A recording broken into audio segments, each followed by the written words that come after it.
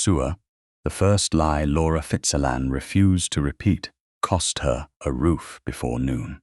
Derbyshire, Thursday, October 24th, 1816, had begun beneath a sky the colour of tarnished pewter, but the storm gathering beyond the windows of Fitzalan Manor was less dangerous than the silence inside Sir Maurice Fitzalan's study.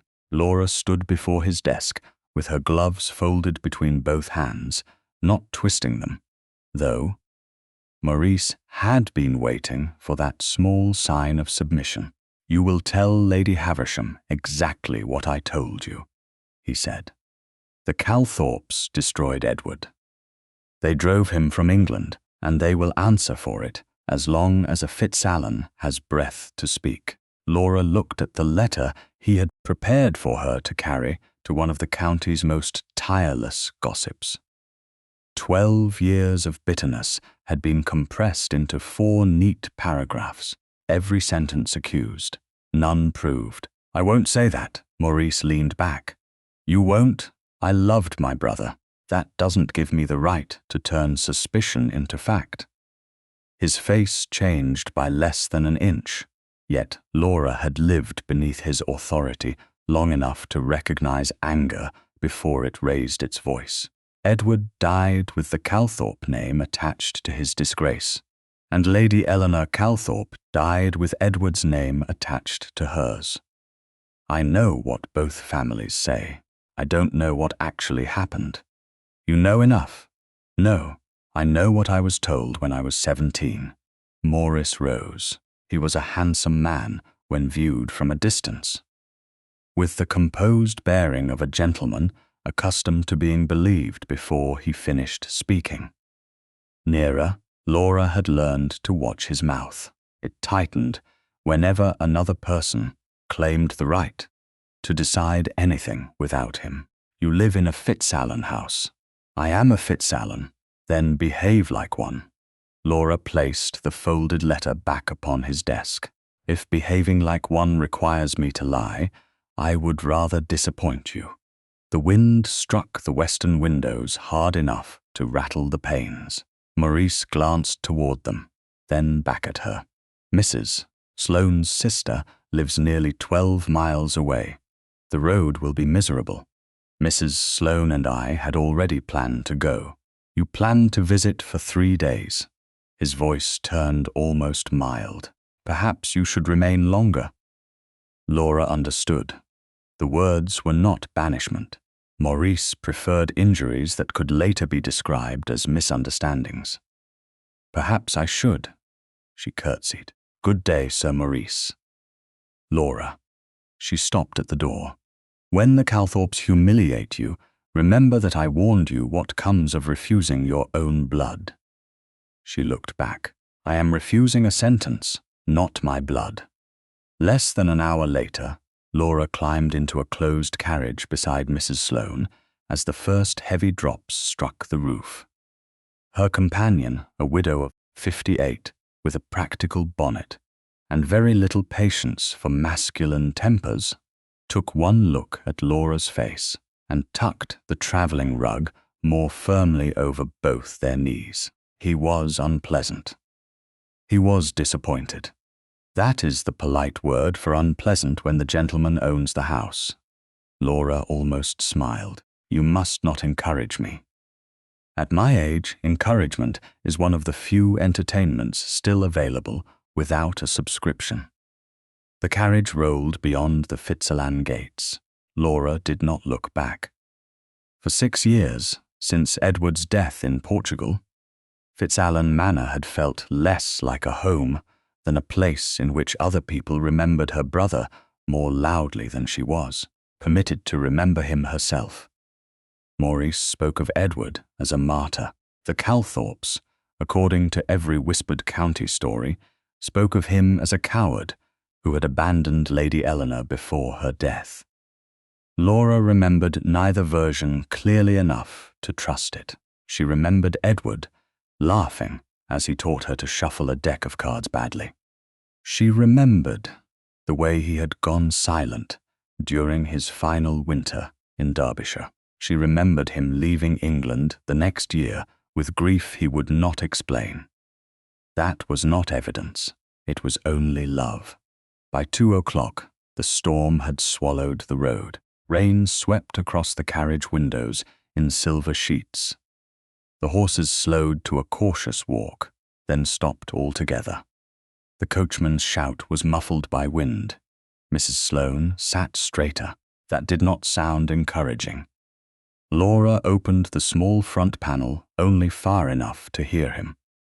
"Miss Fitzalan, the brook's over the lower road behind us. There's a beach down ahead. I can't take the team through either way without risking the carriage." Laura looked past him. Water moved brown and fast across the road they had travelled less than half an hour earlier. Ahead, the fallen tree filled the narrow lane from hedge to hedge. How far to the nearest house? Yelverton land begins beyond the rise. Mrs. Sloane closed her eyes briefly. Laura did not need to ask what that meant. There was only one Yelverton whose name mattered in Derbyshire. Calthorpe, the sworn enemy of her family. The rain found a way beneath the carriage door and tapped coldly against Laura's boot. "Can we remain here?" she asked. The coachman looked toward the rising brook. "Not safely if the water comes higher." Hoofbeats sounded through the storm before Laura could answer. 3 riders emerged along the higher track, dark coats shining with rain. The man at their center reined in first.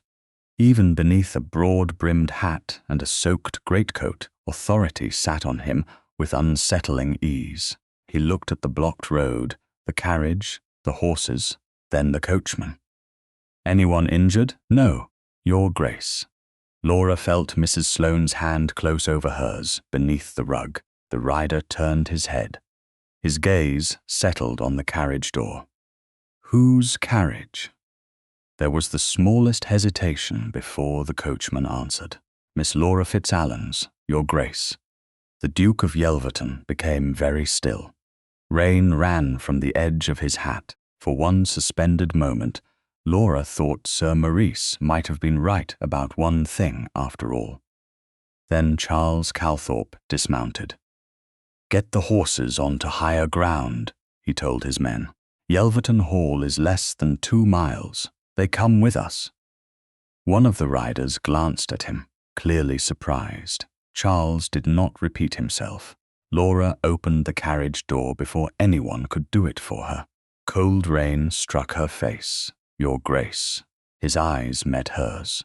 They were grey, steady, and far less hostile than she had prepared herself to endure. "Miss Fitzalan, if your assistance is offered because you think I cannot remain here, I am grateful. If it is offered so that I may become an object of triumph inside your house, I would prefer the rain." Mrs. Sloane made a small sound behind her that might have been alarm. Charles only studied Laura for a moment longer.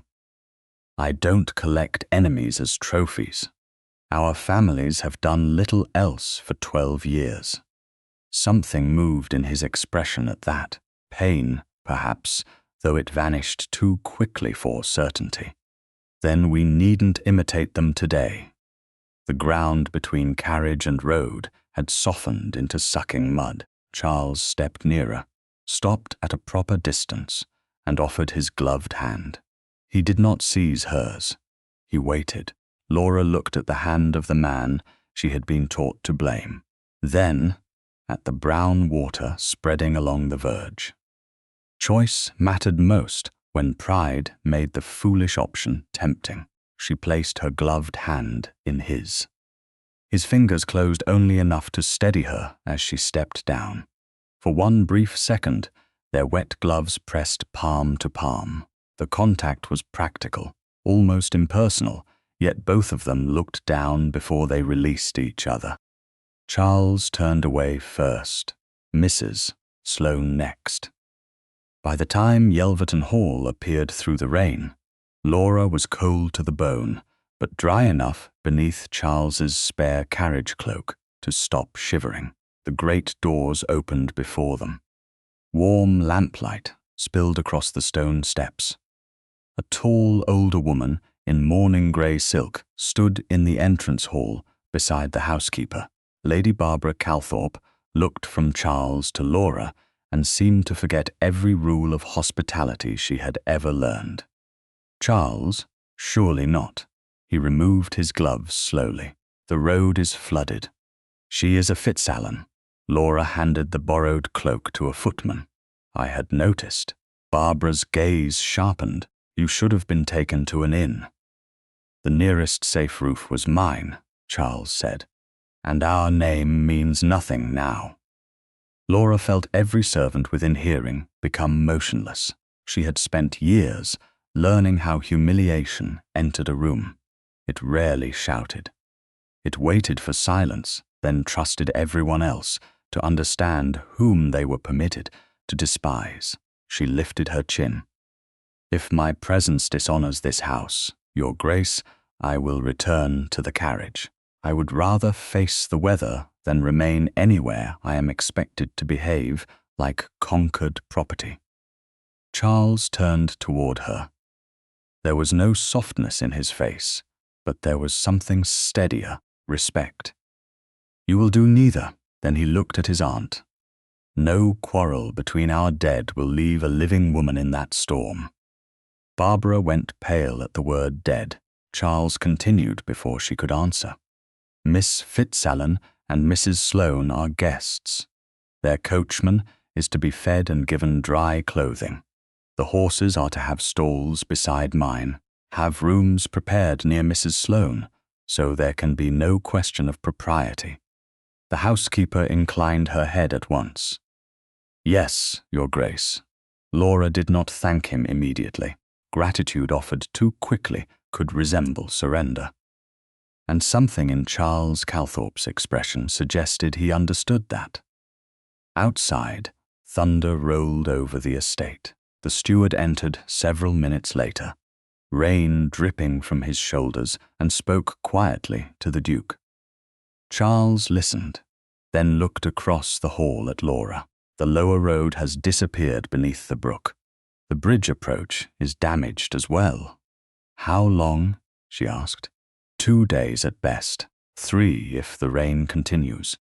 Behind him hung the portraits of generations, of Calthorpes, all of them staring down as if a Fitzalan beneath their roof were an offense against history itself.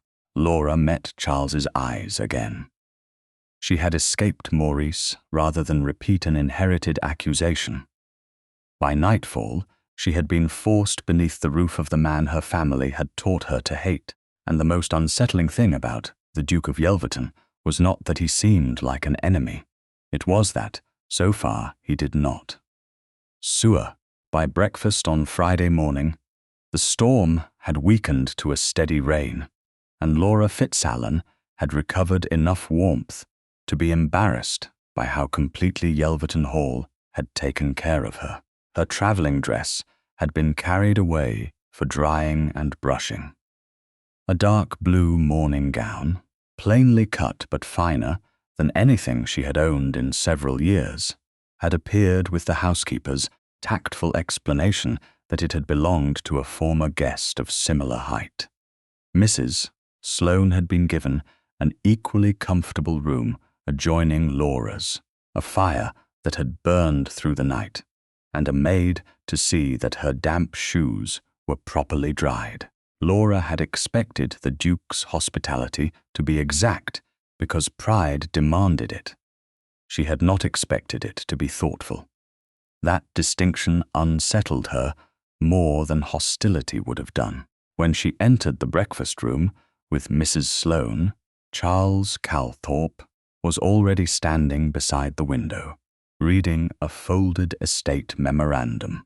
Morning light sharpened the controlled lines of his face.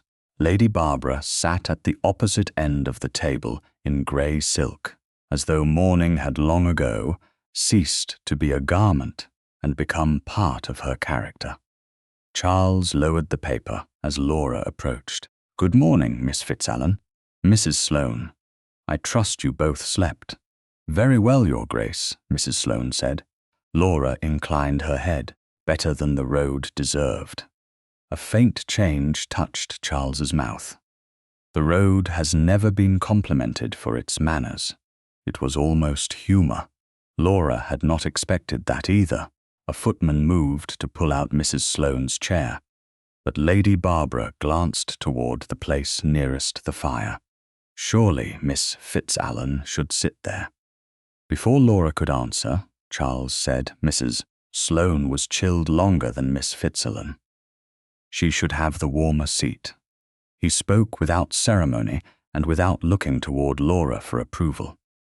Mrs. Sloane, who had spent most of her life being treated as useful company rather than a woman with a body capable of cold, blinked once. "That's very kind, Your Grace. It's practical."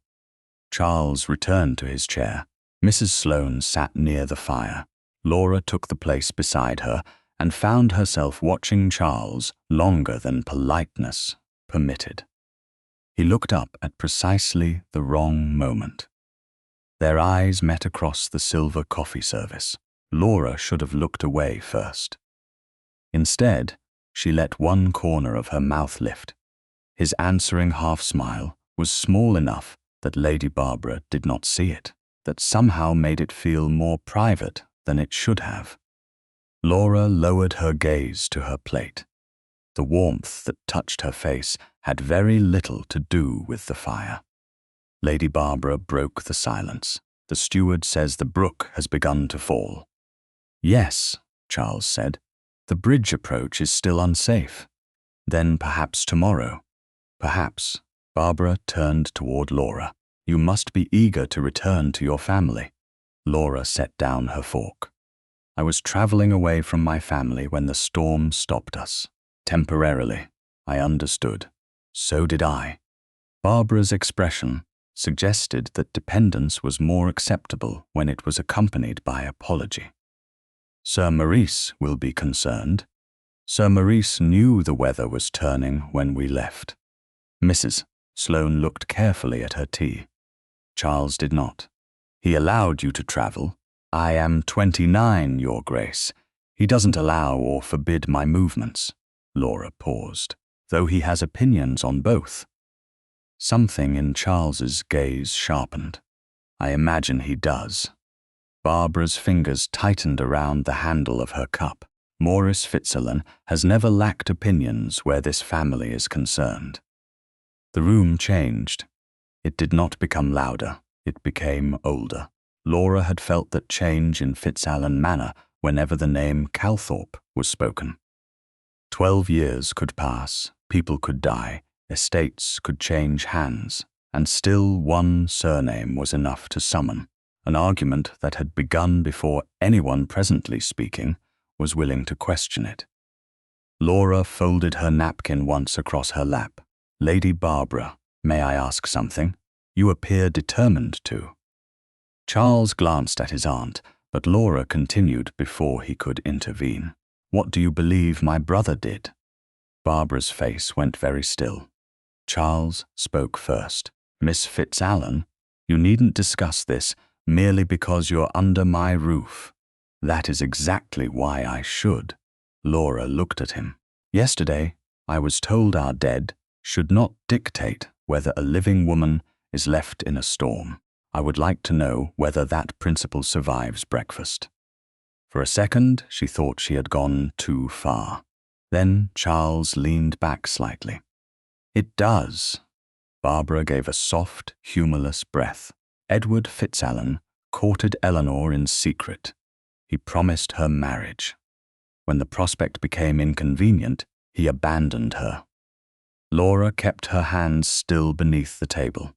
"Inconvenient in what way?" "Your father opposed it. My brother opposed it. There would have been scandal, settlements, family objections. Edward discovered courage was easier in private." Charles's jaw tightened, but he did not interrupt. Barbara continued. "Eleanor believed he was coming for her. Instead, he disappeared. She rode out in rain to find him. Her mare slipped on the western road. Eleanor died 2 days later. The last sentence came without tremor, which made the grief beneath it more visible. Laura did not answer immediately. She had grown up hearing the Fitzalan version. Edward had been received as though his name dirtied the Calthorpe threshold. Eleanor's family had humiliated him, blamed him for tragedy, and made Derbyshire intolerable until he left England. She had believed parts of it because Edward had never contradicted them. He had barely spoken of Eleanor at all.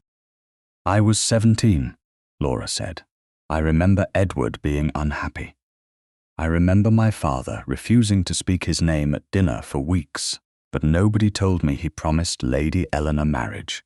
Barbara's eyes flashed. "Convenient, aunt." Charles's voice was quiet. Barbara looked toward him. "What?" She said she wasn't told. That is not the same as saying it didn't happen. Laura turned to him. "And I'm not saying Edward was innocent merely because I loved him." Charles studied her in open surprise. "You don't defend him." "I defend what I know." Her voice softened. "And I miss what I remember." That answer seemed to reach him somewhere argument could not. He looked away first. The rest of breakfast passed with fewer words. Near noon, the housekeeper sent word that Laura's travelling case had dried enough to be brought upstairs. And because one clasp had swollen from damp, it was carried instead to the small morning room where better light made it easier to inspect. Mrs. Sloane sat nearby, mending a loose ribbon on her bonnet, while Laura examined the contents. Most had survived. 2 books were warped at the corners. A linen handkerchief was ruined. Beneath a folded shawl lay the object she always packed herself, never trusting it to careless hands. The musical box was small enough to fit between her palms, made of dark rosewood with a delicate lighter inlay around the lid. One corner bore an old blackened mark no polishing had ever removed. Laura ran her thumb near it, then stopped herself. Edward had given it to her before leaving England in 1805. He had not told her where it came from. He had only placed it in her hands and said she should keep something brave for him. She had been 18 then, and angry with him for going. Years later, after news of his death in Portugal, the little box had become one of the few things connected to Edward that nobody else had claimed the right to interpret. The door opened after a servant's knock. Charles entered with a note for Mrs. Sloane regarding the condition of the road. He took 2 steps into the room and stopped. His attention had fixed on the object in Laura's hands. Not curiosity, recognition, or something dangerously close to it. "Your Grace?" Laura asked. Charles did not answer at once. His face had lost color. Mrs. Sloane lowered her bonnet. "Is something wrong?" "No." Charles's gaze remained on the rosewood box. "I thought I recognized the workmanship." Laura looked down at it. "It belonged to my brother." That brought his eyes sharply to hers. "Edward?" "Yes. How long?" "He gave it to me before he left England." Charles crossed no farther into the room. Laura noticed that. He did not ask to take the box. He did not demand to inspect it. Whatever had startled him, he kept it behind the same restraint with which he seemed to keep everything else. "You said at breakfast that he rarely spoke of Lady Eleanor." "Almost never." "Did he tell you where he intended to go that night?" The question was careful enough to make Laura cautious. She searched memory rather than family legend. "I was told he had arranged transport." "From where?" "The White Hart." Charles became very still. "A post-chaise?" Laura nodded. "That's what I was told." Behind him, Lady Barbara had appeared in the open doorway without Laura hearing her approach. Her gaze moved from the musical box to Laura's face, then to Charles. "He cancelled it," she said coldly, "Sewer. On Saturday morning, the rain had thinned to a grey mist over Yelverton.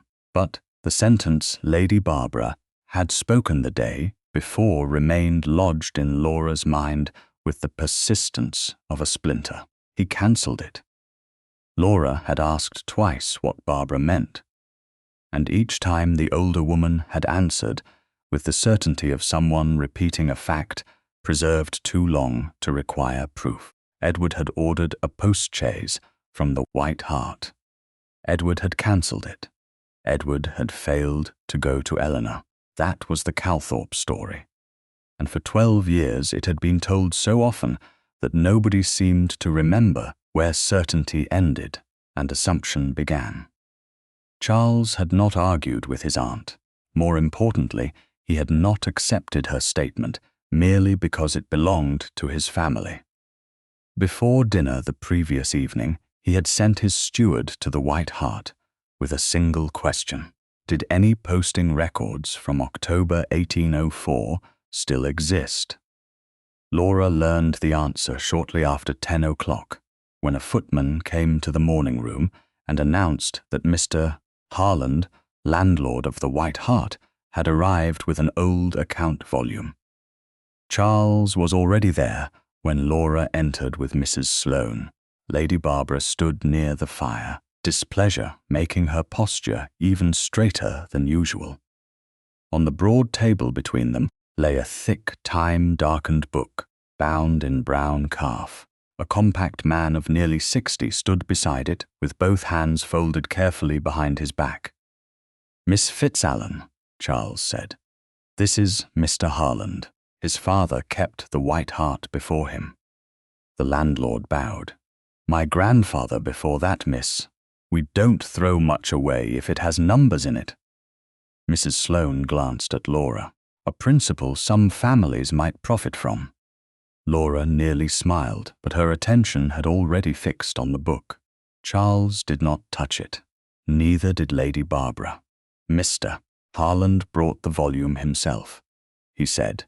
"It remains his property." That small explanation mattered. Charles was not treating an old inn ledger as something a duke could simply command into his possession. Laura inclined her head toward the landlord. "Thank you for bringing it." His Grace's steward asked whether we had the autumn posting books from 1804. "I thought we might. My father kept them in a chest above the old taproom office after the new books were moved. Took some finding." He rested one hand on the cover. "This is the right year." Barbara gave an impatient breath. "And what exactly do we expect a tavern book to prove?" "Posting in, Mr." Harland corrected before apparently remembering whom he addressed. "Beg pardon, my lady." Charles's mouth moved slightly. Laura recognized the near smile from breakfast and looked away before it could become another shared moment. "Only what was written at the time," Charles said. "Nothing more." The landlord opened the volume. The paper had yellowed unevenly, and several pages bore the faint stains of damp candle grease or careless fingers. Dates marched down the left margin beside names, destinations, horses, departure times, and charges. Mr. Harland turned pages slowly. "October. Here." Laura moved nearer, but stopped at the opposite side of the table. Charles stood to her right, close enough that she could sense the stillness in him without looking. "Mr." Harland traced a line with one blunt finger. "October 18th. Laura read the entry. "Edward Fitzalan, post-chaise, 7 o'clock. Her throat tightened. The handwriting was not Edward's. It belonged to whichever clerk had kept the posting book that evening. Yet seeing her brother's name written there, ordinary and practical, among journeys to Derby, Ashbourne, and Nottingham, made him suddenly less like a family tragedy and more like a man who had once expected a carriage at 7. "He ordered it," Laura said. Barbara's expression hardened. "No one denied that, Mr." Harland frowned at the page. "There is more. Beneath Edward's booking, Written in the same clerk's hand, but squeezed between lines as though added later, appeared a shorter notation. Cancelled 5:40. M. Fitzalan. Laura read it once. Then again. The room seemed to withdraw around the words. M. Fitzalan, Mrs. Sloane said softly. Barbara stepped closer. That could mean anything. It means someone using that name cancelled the chaise, Charles said. His tone had gone very quiet. Laura looked at him. Edward would have been E. Fitzalan. Yes, my father was Geoffrey. Yes, neither of them spoke the remaining name. Sir Maurice Fitzalan did not need to be spoken for Laura to hear it. She placed both hands against the edge of the table, grounding herself in polished wood rather than inference. We do not know that Maurice made the cancellation. Barbara stared at her. You are defending him? No, I am refusing to accuse him before I know. Charles turned his head toward her. There was something new in his expression. Not surprise this time, respect sharpened by difficulty. That is more restraint than either of our families has shown this story in 12 years. Barbara's face changed. Charles. He looked at his aunt. If the entry had said, see Calthorpe, would you ask Miss Fitzalan not to consider me? Barbara did not answer. Mr. Harland cleared his throat carefully and pointed near the edge of the line. There is an initial here as well. Beside the cancellation notation stood a small K, almost lost in the ruled margin. Charles leaned closer. Laura did the same. A light draught entered from the imperfectly sealed window and lifted the brittle corner of the page. They both reached instinctively to hold it flat. Laura's fingertips touched Charles's. The contact lasted less than a heartbeat. Skin separated by no gloves this time. Warmth, startling after the chill of the old room, moved through the small point where their hands met. Charles's eyes rose to hers. Laura became acutely aware of the distance between them, of Mrs. Sloane only a few feet away, of Lady Barbara watching the book rather than them. She withdrew first, and Charles immediately moved his hand aside. Nothing had happened that could not be explained by paper and wind. That did not make it feel insignificant. Mr. Harland, mercifully absorbed in the ledger, continued. The K will be Keene. Samuel Keene. He was ostler then. My father marked the man responsible for confirming horses, cancellations, late arrivals, that sort of thing. Charles returned his attention to the page. Is he alive? He is. Retired years ago, lives in a cottage about 2 miles beyond the inn, toward Carsington. Laura felt the mystery shift from ink into something more dangerous. A living memory. Would he remember a cancellation from 12 years ago? She asked. Mr. Harland lifted one shoulder. Ordinarily, I would say no. But everyone remembered that night afterward. Lady Eleanor's accident was talked about from here to Derby before the week was finished. Barbara flinched at Eleanor's name. Charles saw it. His expression softened for his aunt, but his next question remained precise. Did your father ever tell you who gave the cancellation? No, Your Grace. If he knew, he never said it to me. Charles nodded. Then we will not pretend the book tells us more than it does. Laura looked again at Edward's name. 7 o'clock. A time chosen.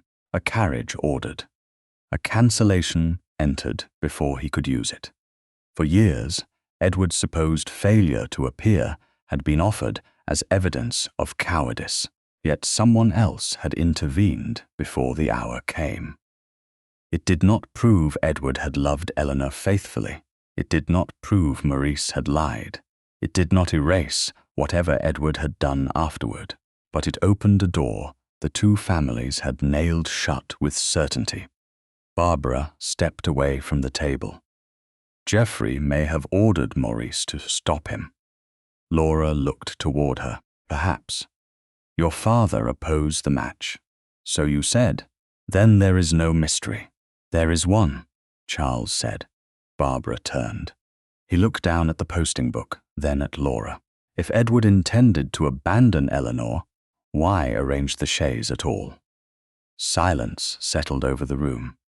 Laura felt the question strike somewhere beneath old loyalty and old grief. Charles reached for neither answer nor accusation. Mr. Harland, may the book remain here until this afternoon? If I remain with it, Your Grace. Of course. Charles looked toward the housekeeper waiting discreetly near the door. Please send word to Mrs. Denby. Ask whether she is willing to come to the hall tomorrow. Barbara stiffened.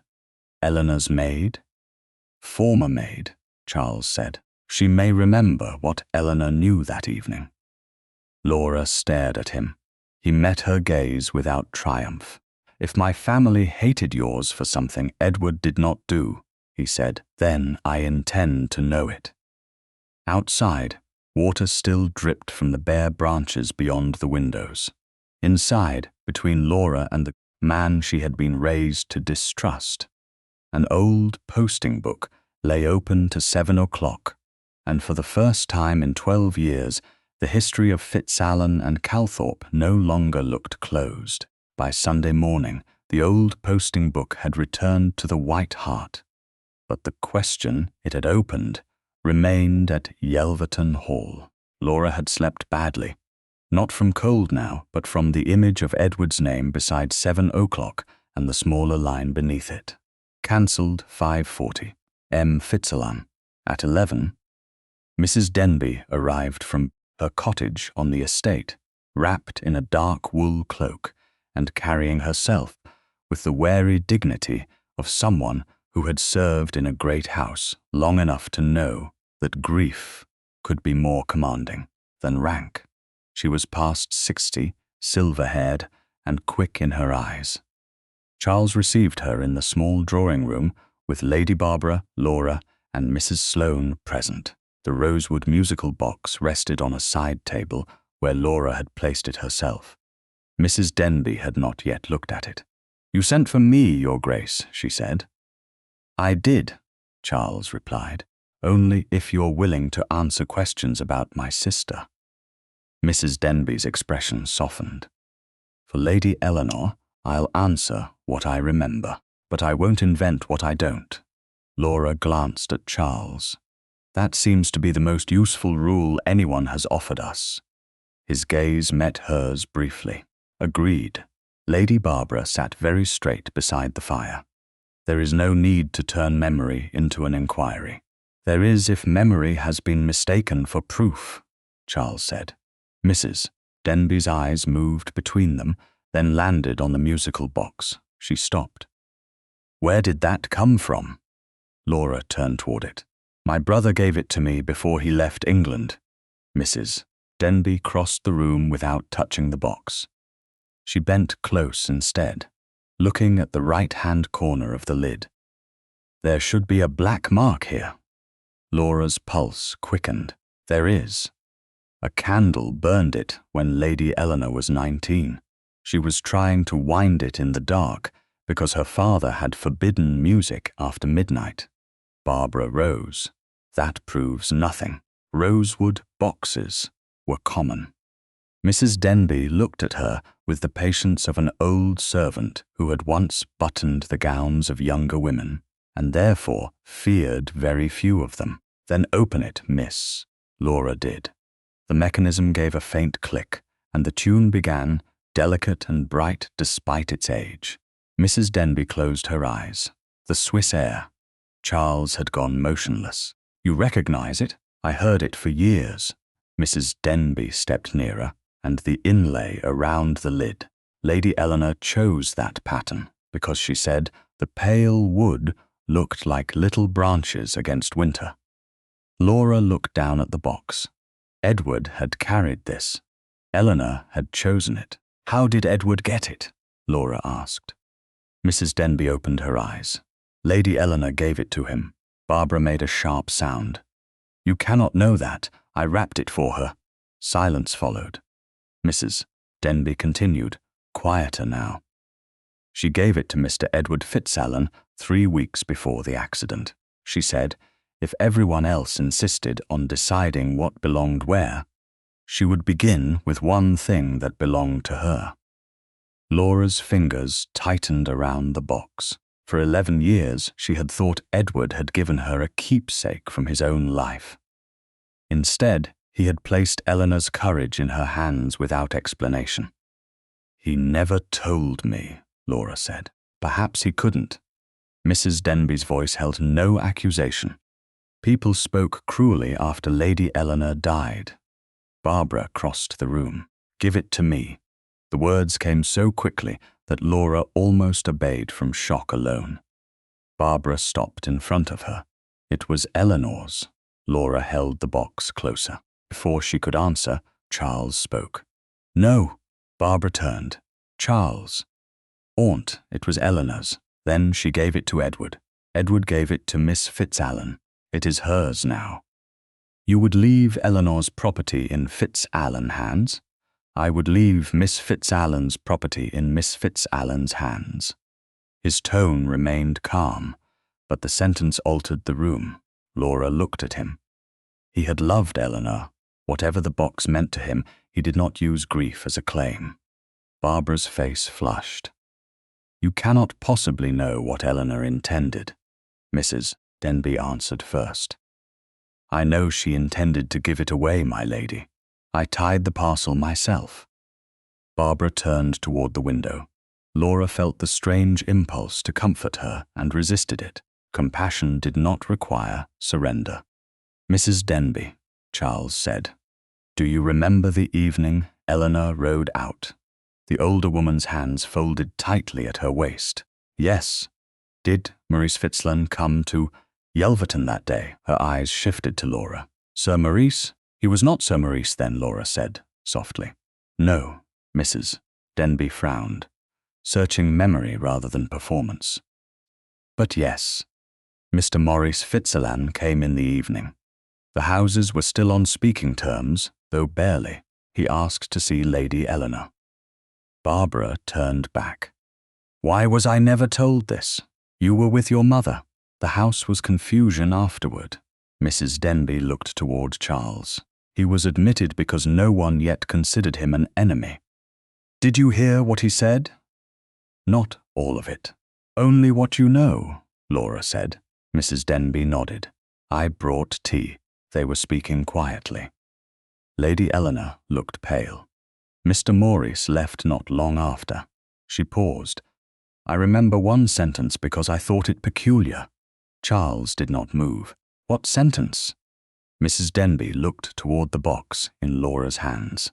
When he came out, he said, there is no journey now. Laura felt the words connect themselves to the posting book without permission. A cancelled chaise. A man who had visited Eleanor. No journey now. It was not proof of what Maurice had done, but it was enough to deepen the question. Charles asked no further questions. Thank you, Mrs. Denby. That is enough for today. After Mrs. Denby had gone, Laura carried the musical box herself toward the library. The storm had broken a tall pane in the connecting gallery. Carpenters had boarded the opening, but damp had warped one section of floor near the wall. Charles, walking several paces ahead, stopped and turned. The boards are uneven here. Laura looked down. I can see that. I suspected you could. There was the faintest dryness in his voice. He offered his arm. He did not move closer. He simply waited. The gesture was ordinary enough for a gentleman assisting a lady. Yet, after the morning's argument over possession, it felt like another kind of question. Laura could refuse. He would let her. She placed her hand on his sleeve. Thank you. Charles inclined his head. You're welcome. He guided her across the damaged section without tightening his arm or steering her beyond what the footing required. When they reached sound floor, Laura released him. Neither pretended the brief contact had meant more than it had. Neither seemed able to dismiss it entirely. Laura looked down at Eleanor's box. Your sister gave this to my brother willingly. Yes, Maurice cancelled Edward's chaise. Someone using his name did. She glanced at him, and his expression told her he had remembered her insistence on restraint. You're being careful for my sake. For the truth's sake. His eyes remained on hers, and perhaps for yours. The warmth that moved through her then was quieter than attraction, and more dangerous because it had begun to resemble trust. Laura now knew 3 things she had not known when she entered Yelverton. Eleanor had loved Edward enough to give him something precious. Charles would not steal that object back in the name of grief. And on the evening Eleanor died, Maurice Fitzalan had walked out of her room, saying there would be no journey. Sir Maurice Fitzalan arrived at Yelverton Hall shortly before noon on Monday, October 28, with mud on the wheels of his carriage and indignation already prepared.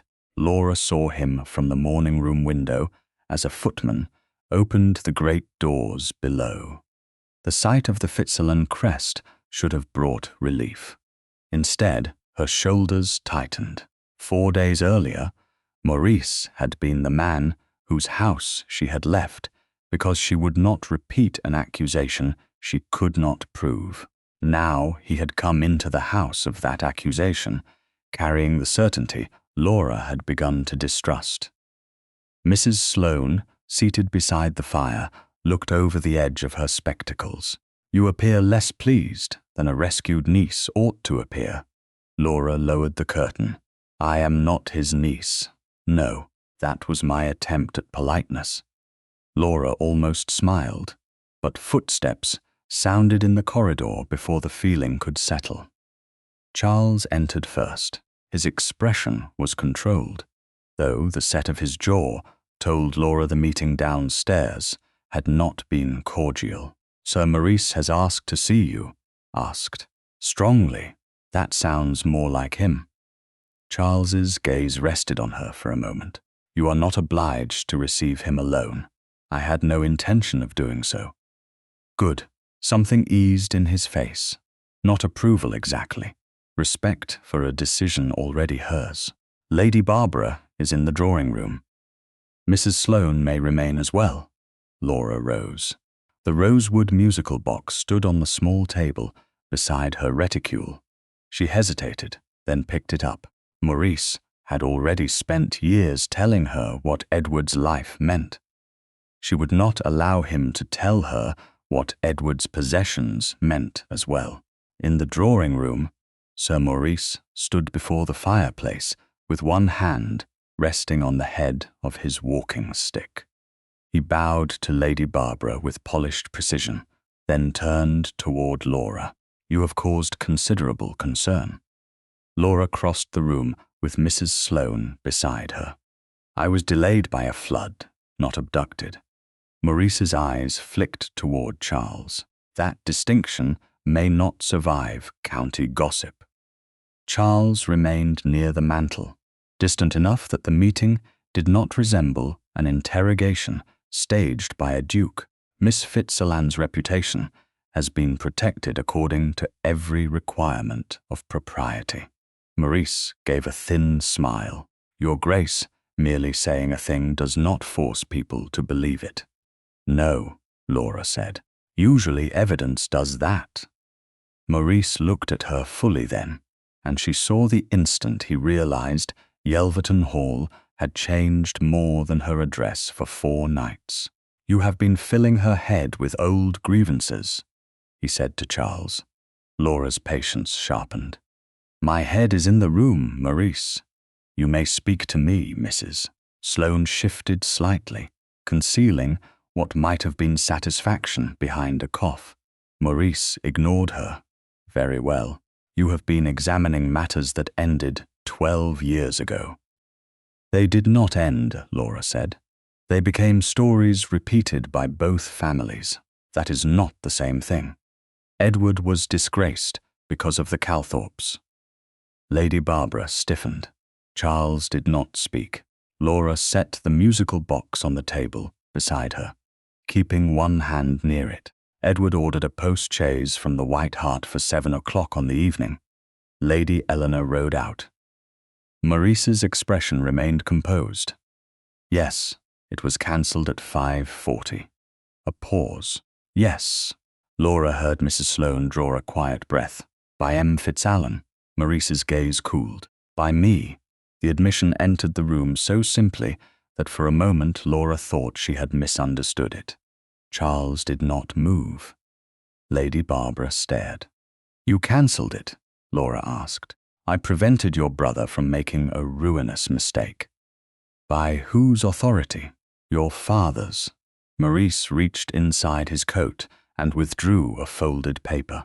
Sir Geoffrey had forbidden Edward to use Fitzalan's horses or servants in pursuit of Lady Eleanor Calthorpe. He considered the connection reckless, socially inflammatory, and contrary to the interests of the family. He held the paper out. Laura did not immediately take it. What is that?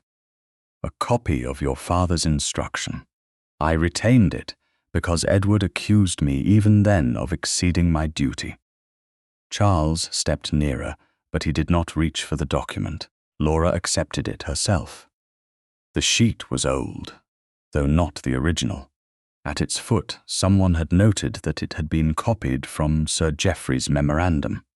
The wording was brutally plain. Edward was not to use Fitzalan horses, Fitzalan servants, or Fitzalan funds to pursue Lady Eleanor Calthorpe against his father's express wishes. Laura read it twice. She had wanted truth. Truth, she discovered, had no obligation to arrive kindly. My father really opposed them. Of course he did, Maurice said. He had sense. Laura looked up. And I am supposed to be relieved. You are supposed to understand that I obeyed him. Charles spoke for the first time. Did Edward order a Fitzalan carriage? Maurice turned. What? The White Hart entry was for a privately hired post-chaise. Charles's voice remained level. Sir Geoffrey's instruction concerns Fitzalan horses, servants, and funds. Where does it authorize you to cancel a private hire? Maurice's fingers tightened around the head of his stick. You are arguing distinctions after 12 years. Distinctions are often where truth survives, Laura said. Maurice's eyes flashed toward her. You sound like him already. The insult was aimed at Charles, but it landed differently. Laura did not flinch. If you mean I have begun asking what words actually say, perhaps I do. Lady Barbara moved closer to the fire. Geoffrey's opposition explains why Maurice intervened. It explains why he thought intervention convenient, Charles replied. It does not explain what right he possessed to cancel Edward's hired carriage. Maurice gave a short laugh. Your Grace, do you imagine this was some romantic adventure interrupted by a villain? Both fathers opposed the match. Edward was young. Eleanor was emotional. Someone had to stop them before they created a scandal neither house could contain.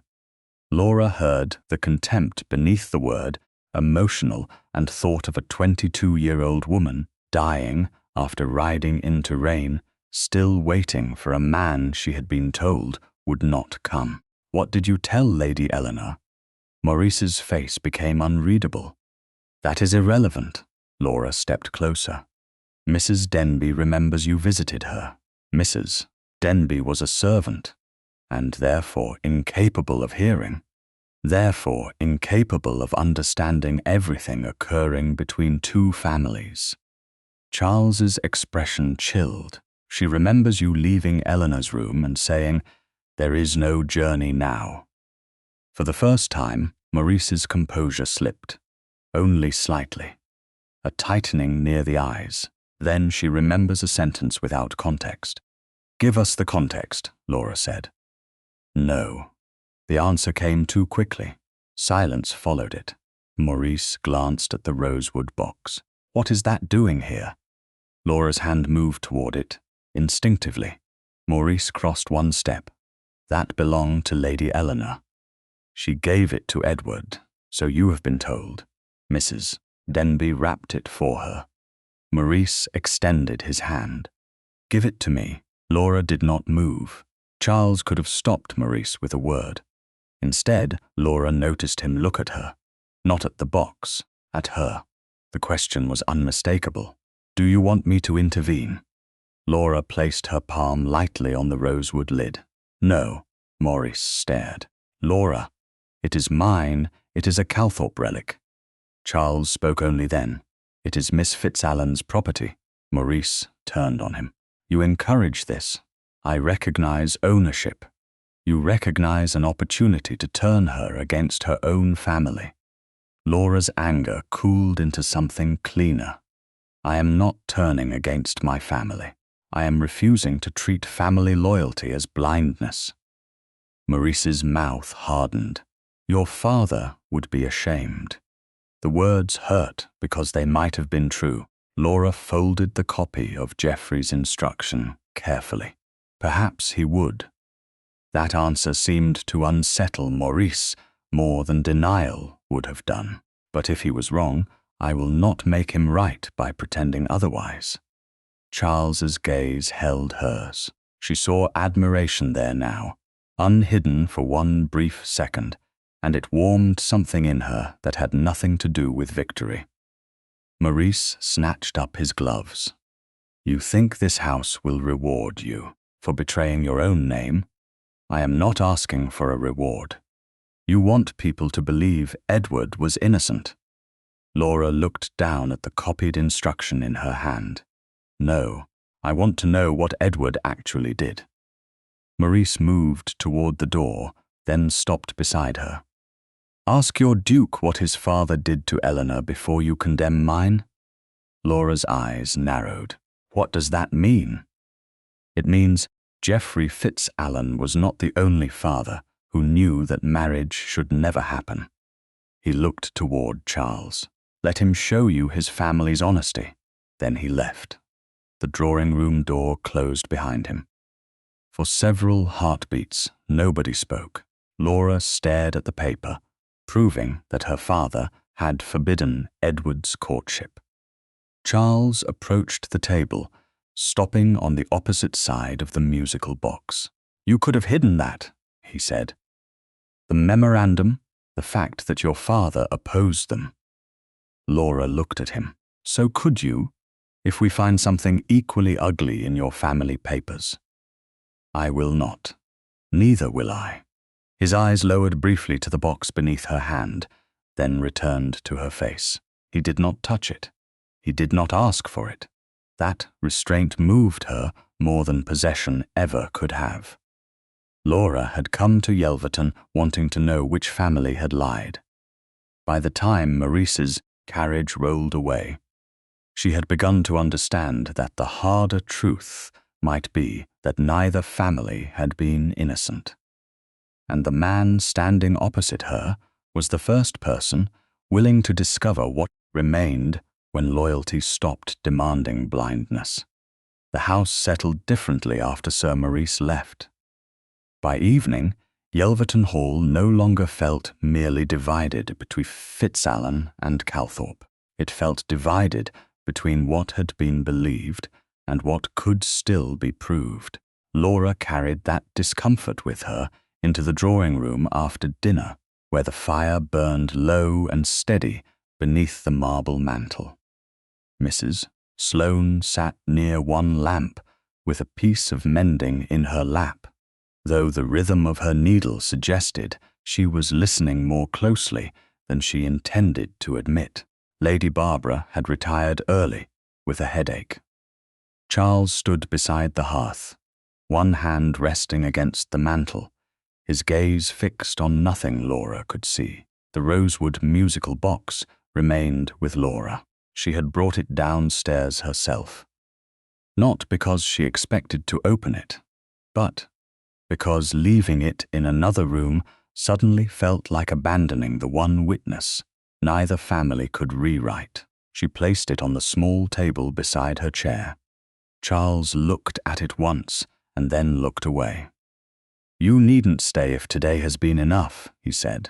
Laura sat. If I leave every room when the truth becomes uncomfortable, Maurice will have taught me more than I care to admit. Charles turned toward her.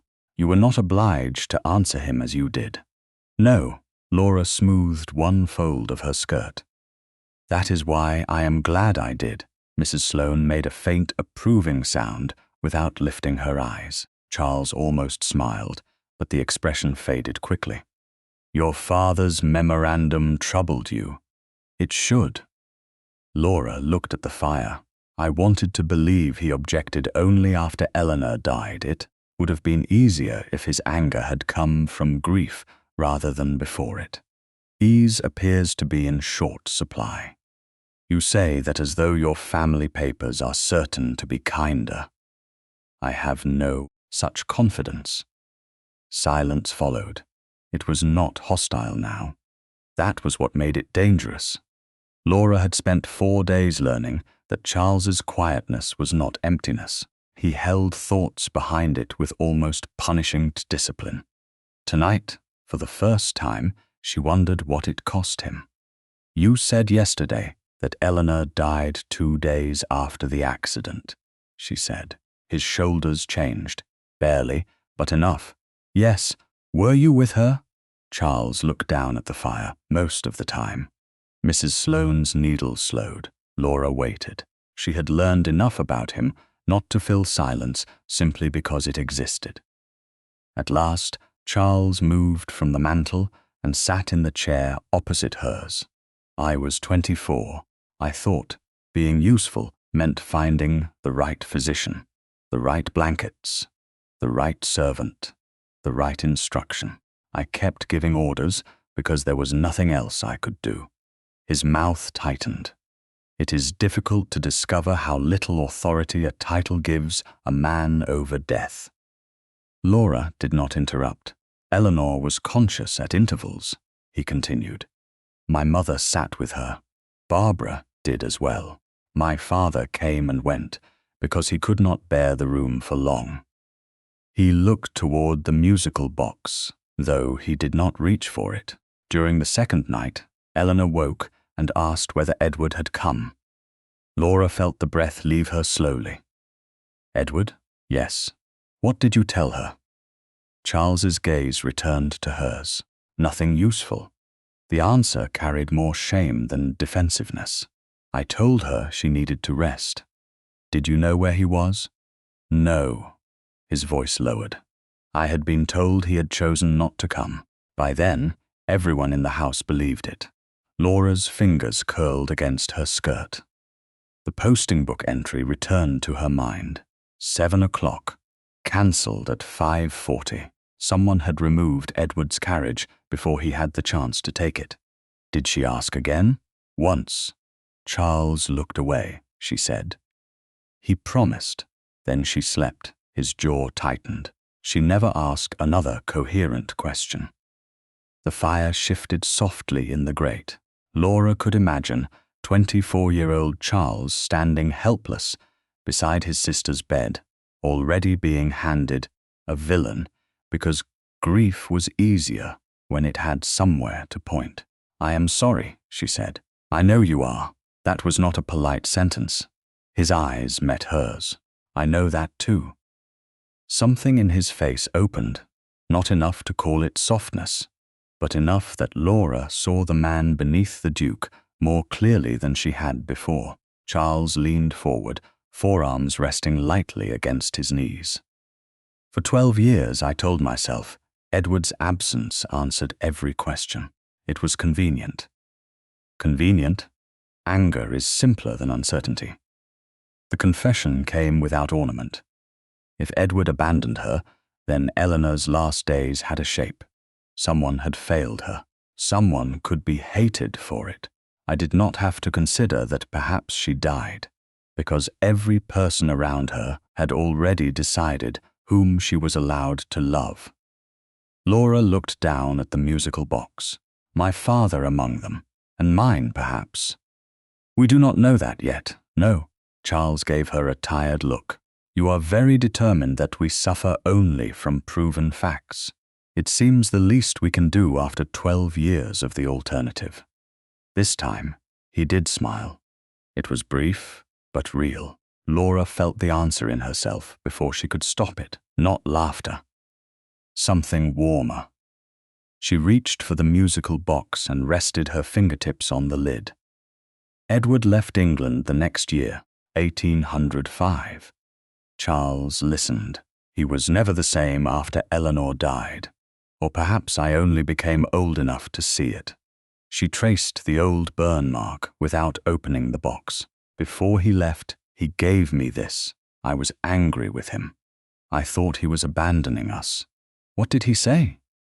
Laura heard Edward's voice as clearly as if 17 years had collapsed into one room. He said, "Keep something brave for me." Charles closed his eyes briefly. He called it brave. Something brave, not himself. Laura swallowed. I never understood what he meant. She let her hand fall back into her lap. He wrote rarely from abroad. My father died in 1809. Edward came into the baronetcy then, but only briefly. He died in Portugal the next year. No wife, no child. Maurice inherited after him. Charles absorbed that without comment. So Edward carried Eleanor's box for a year after her death, he said. Then gave it to you.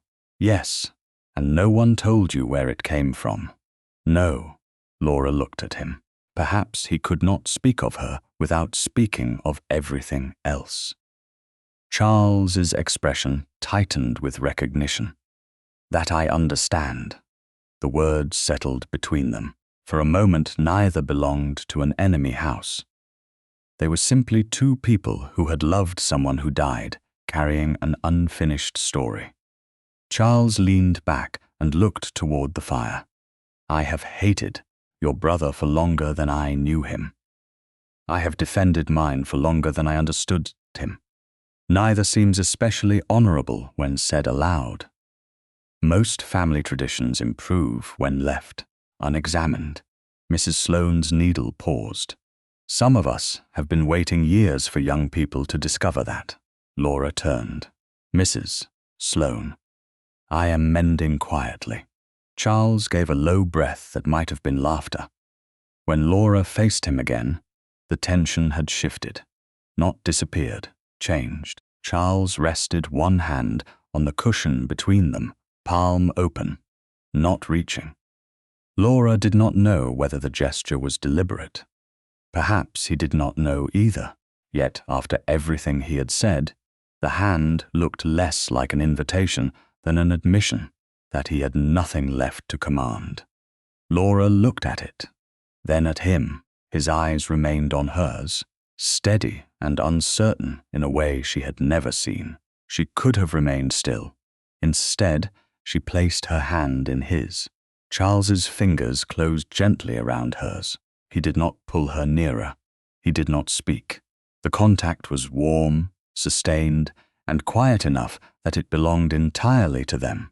Laura felt no triumph in it, only recognition. She tightened her fingers once. Charles answered with the slightest pressure. Mrs. Sloane continued sewing. The fire burned down another inch. For several minutes, Fitzalan and Calthorpe grief occupied the same room without accusation. At last Charles said, if Edward meant to go to Eleanor, and Eleanor believed he would come, then someone made each of them believe the other had chosen differently. Laura did not release his hand. Yes, Maurice cancelled the chaise. Yes, and he visited Eleanor before she rode out. Laura looked at him across their joined hands. Then we find out what he told them. Charles's expression steadied, but his fingers remained around hers. Together, Laura thought of Maurice telling her loyalty meant repeating what she had inherited. She thought of Charles admitting hatred had been easier than uncertainty. Then she curled her fingers more firmly around his. Together, Sewer. By 11 o'clock on Tuesday morning, Laura understood that a county could turn curiosity into accusation faster than a storm could flood a road. The rain had finally stopped, and Yelverton's servants had scarcely finished opening the shutters when the first carriage appeared on the drive. Then came another. By 11:30, the drawing-room held 3 neighboring families who had supposedly called to inquire about damaged roofs, fallen trees, and the condition of the lower bridge. Nobody asked about the bridge for more than a minute. Lady Havisham, whose appetite for other people's misfortunes had survived several decades without visible fatigue, sat nearest Lady Barbara and spoke in the careful voice of a woman pretending she had learned something accidentally. Of course, no one could blame His Grace for offering shelter. The roads were dreadful. Still, one hears the most extraordinary details afterward. Laura sat beside Mrs. Sloane with the rosewood musical box resting inside her closed reticule at her feet. She had considered leaving it upstairs. Then, she had remembered Maurice asking for it, Barbara demanding it, and Edward carrying it for a year after Eleanor's death. Hiding it now would have felt too much like accepting that possession itself required apology. Charles stood near the window, speaking with the rector about damage to several tenant roofs. He had not once looked toward Laura since the callers arrived. But she was aware of him in the strange way one became aware of a fire across a cold room. The memory of his hand around hers the previous evening returned with inconvenient clarity. Nothing in his manner today acknowledged it. That restraint reassured her more than a secret glance would have done. Lady Barbara's answer to Lady Havisham came stiffly. There are no extraordinary details. Miss Fitzalan and Mrs. Sloane were caught by the flood. Charles offered shelter, naturally. Lady Havisham lowered her voice without lowering it enough. I only meant the object. Laura looked up. Barbara's fingers tightened around her teacup. What object? Lady Eleanor's musical box. Silence moved through the room with astonishing efficiency. Even the rector stopped speaking. Charles turned from the window. Laura felt Mrs. Sloane shift beside her. Who told you about that? Barbara asked. Lady Havisham looked genuinely surprised to be challenged. Sir Maurice mentioned it yesterday. He seemed distressed. He said something belonging to poor Lady Eleanor had somehow returned to Yelverton in Miss Fitzalan's possession. Laura understood at once. Maurice had not invented an object. He had done something more effective. He had taken a genuine fact and arranged it so other people would supply the accusation themselves. Barbara looked toward Laura. Grief and embarrassment had made her face pale. Miss Fitzalan, perhaps it would be better if this were settled clearly. How did your brother obtain the box? Charles took one step forward. Laura saw it and lifted her eyes to him before he could speak. He stopped. The smallest exchange passed between them. Do you want me to answer? No. She looked back at Barbara. Edward gave it to me before leaving England in 1805. Until Mrs. Denby identified it, I did not know it had belonged to Lady Eleanor.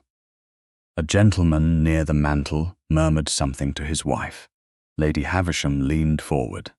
But how did Edward acquire it? Mrs. Denby says Lady Eleanor gave it to him. A servant's recollection after 12 years. The voice came from the doorway. Laura did not need to turn to know Maurice had arrived. He entered the room with the composure of a man who had chosen his audience before choosing his words. Lady Barbara rose halfway. Sir Maurice, my apologies for arriving without ceremony. Maurice bowed to her, then to Charles. Your Grace, Charles's expression had gone cold. You appear to have brought the ceremony with you. Maurice ignored the remark. His gaze settled on Laura. I had hoped this matter might be handled privately. Laura almost laughed at the audacity. You told Lady Havisham about the box. Several faces turned toward the older woman. Lady Havisham suddenly became fascinated by her gloves. Maurice gave a regretful sigh. I answered a question. People naturally wonder how a Fitzalan came to possess something known to have belonged to Lady Eleanor. They wonder because you suggested they should.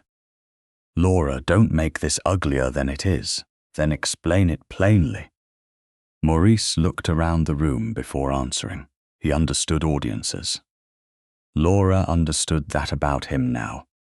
Edward was obsessed with Lady Eleanor.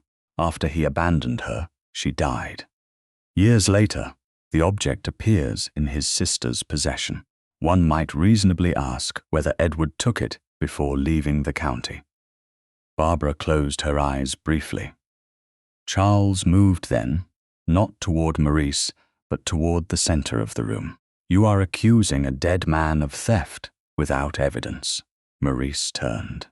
I am describing what people will conclude. People conclude whatever they are encouraged to conclude. And you would encourage them otherwise because Miss Fitzalan has spent several nights under your roof. There it was, not a direct accusation against Laura's virtue. Something subtler and more poisonous, the suggestion that Charles's judgment had already been purchased by proximity. Laura felt heat rise in her face. She reached down, opened her reticule, and removed the musical box. Mrs. Sloane whispered, "Laura, it is all right." Laura stood and placed the box on the table before her, keeping one hand beside it. Maurice stepped forward. "Give it to Lady Barbara. End this." Laura looked at him. No. His expression hardened. You cannot expect anyone to accept your possession as innocent while refusing to surrender it. Ownership is not guilt. She turned toward the housekeeper, waiting near the door. "Would you please ask Mrs. Denby to join us?" Barbara stared at her. "She is here?" "She came this morning to speak with the housekeeper about Eleanor's old things," Charles said. He looked at Laura. "If Miss Fitzalan wishes her called." "I do." Mrs. Denby entered several minutes later, visibly startled to find half the neighborhood assembled. Laura did not ask her to defend Edward. "Mrs. Denby, please tell them only what you personally know about this box." The older woman looked at the rosewood lid. "Lady Eleanor owned it. I know the burn mark, the inlay, and the tune." "And how did Edward Fitzalan obtain it?" Maurice interrupted. "After 12 years, are we truly depending on a maid's memory?" Charles's voice cut through the room. "You will allow her to answer." Mrs. Denby lifted her chin. "Lady Eleanor gave it to Mr. Edward Fitzalan. I wrapped it myself 3 weeks before the accident." Nobody spoke. Laura could almost feel the accusation losing its shape. Lady Havisham looked from Maurice to the box. Barbara sat slowly. "You are certain?" Mrs. Denby's face softened. "I loved her, my lady. I remember what she gave away." Laura placed both hands loosely before her. "There is more." Maurice's eyes sharpened. "Laura." She did not look at him. "The White Hart posting book from October 18th, 1804 still exists. Edward ordered a post-chaise for 7 o'clock. The entry shows it was cancelled at 5:40 under the name M. Fitzalan." A ripple moved through the room. Maurice's jaw tightened. Laura continued before he could control the moment. "So Maurice has already admitted he made that cancellation." Lady Havisham turned fully toward him. "You cancelled Edward's carriage at Sir Geoffrey's direction." "My father forbade Edward to use Fitzalan horses, servants, or funds in pursuit of Lady Eleanor," Laura said. "The White Hart chaise was privately hired." Maurice's composure thinned. "You are twisting a father's clear intention." "No, I am reading his words." and displaying family matters before strangers. You brought strangers into them. The sentence landed cleanly. Charles did not rescue her from the silence afterward. He stood several feet away and watched her with an expression she had never seen directed at her before. It was not merely approval. It was admiration without possession. Fierce enough that she had to look away first. Maurice gestured toward the box.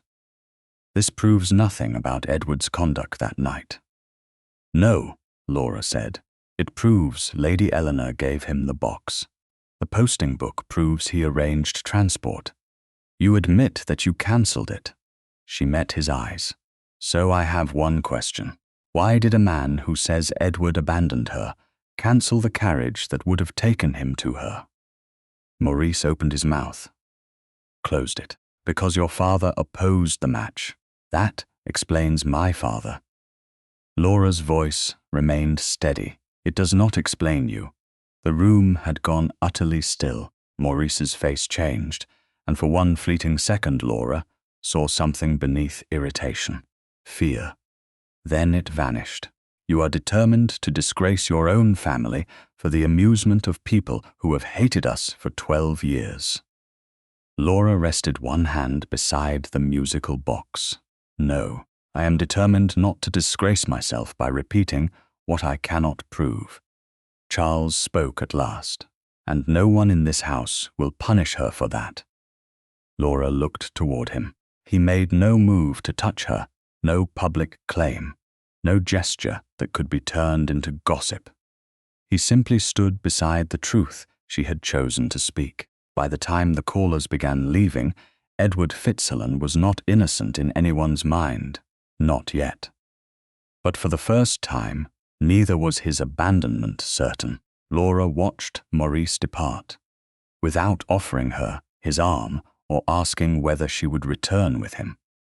She had already decided she would not. Tomorrow she would go back to Fitzalan Manor with Mrs. Sloane, not to submit to Maurice, but to open her father's papers herself. If Geoffrey Fitzalan had helped destroy Edward and Eleanor's hope, Laura intended to know that too. Laura left Yelverton Hall on Wednesday morning, with no quarrel behind her and no certainty ahead of her. The road that had trapped her 6 days earlier was passable again, though floodwater still crowded the ditches and broken branches had been dragged into rough piles along the verges. Mrs. Sloane waited inside the carriage while Laura stood beneath the portico with her gloves in one hand. The rosewood musical box was secured in her travelling case. Charles had come down to see her depart. He did not ask her to stay. That restraint mattered almost painfully. My steward had the lower road inspected at dawn, he said. You should reach Fitzalan Manor safely. Thank you. Laura glanced toward the carriage. You could have advised me not to go. You already decided that you must. That has never prevented men from advising me. A faint dryness touched his expression. I am trying to learn the distinction between advice and obstruction. The memory of their joined hands beside the drawing-room fire rose between them. Neither repeated the gesture. It had belonged to grief and trust, and reaching for him now would change its meaning too soon. Charles said, If you find nothing, it changes nothing about the White Hart entry. If I find that my father ordered more than Maurice admitted, it may change a great deal. About your father, his gaze remained steady. Not about you. Laura felt the words more deeply than she wished to show. For years, family honor had been treated like inherited debt, each failure passed downward. Charles was separating blood from character. She wanted to trust him. The wanting frightened her. You may feel differently when I return, she said. Then I will tell you honestly. That is not especially comforting. No, his mouth softened. But it is true, Laura smiled. Dangerously reasonable for a Calthorpe. I have had a difficult week. So have I. He stepped back, leaving the path to the carriage entirely hers. Will you send word when you arrive? Laura raised one eyebrow. Is that a request, Your Grace? Yes, then I will. She entered the carriage without looking back until the horses had begun moving. When she finally did, Charles was still standing beneath the portico. By noon, Fitzalan Manor looked exactly as it had when Laura left, yet she entered it as though the walls had shifted. Maurice waited in the entrance hall. You have returned at last. Laura removed her gloves. For my father's papers and my belongings. Do not make a performance of independence. I am being precise. Mrs. Sloane entered behind her and surrendered her cloak to a footman. Maurice looked toward the older woman. Must she hear everything? Mrs. Sloane answered pleasantly. At my age, Sir Maurice, I hear most things whether invited or not. Laura nearly smiled. Maurice did not. You humiliated this family yesterday. I asked why you cancelled Edward's carriage before half the county. You brought the county into the matter when you told Lady Havisham about Eleanor's box. His jaw tightened. And now you repeat Calthorpe accusations as though they were scripture. I repeated the White Hart entry and your own admission. You made your father appear a tyrant. Laura felt the old reflex to defend Geoffrey Rise, then let it pass. If my father acted wrongly, his being dead does not make the act right. Maurice stared at her. You have become very righteous under the Duke's roof. Again. Maurice made Charles the cause of every thought he could no longer control. Laura took off her bonnet. No, I have become tired of borrowing conclusions from men who expect gratitude for thinking on my behalf. His face chilled. Your father's papers are family property. His personal papers concerning Edward were left among the effects my mother preserved. I have inspected them before. I am not your ward. Under supervision, not by law. Laura kept her voice calm. If you believe I have no right to see them, call the family solicitor and explain why. Maurice did not call anyone. The papers remained in the narrow cabinet in the sitting room that had once belonged to Laura's mother. With Mrs. Sloane nearby, Laura sorted only the packets relevant to Edward. She left unrelated private letters untouched. Nearly an hour passed before she found a packet marked Edward, 1804, in Geoffrey's unmistakable hand. Inside lay the original memorandum. The wording matched the copy Maurice had produced. At Yelverton, Edward was not to use Fitzalan horses, Fitzalan servants, or Fitzalan funds to pursue Lady Eleanor Calthorpe against his father's express wishes. Laura read it twice. No ambiguity rescued Geoffrey. He had opposed the match. He had tried to command his son away from Eleanor. Yet nothing in the memorandum authorized Maurice to cancel a privately hired White Hart chaise. It is genuine, Laura said. Mrs. Sloane watched her quietly. You hoped it was not. I hoped Maurice had enlarged it. Laura folded the paper carefully. He did not need to. She searched the packet further and found a smaller sheet written several weeks after Eleanor's death. Geoffrey's hand was less firm there. Edward will not hear me.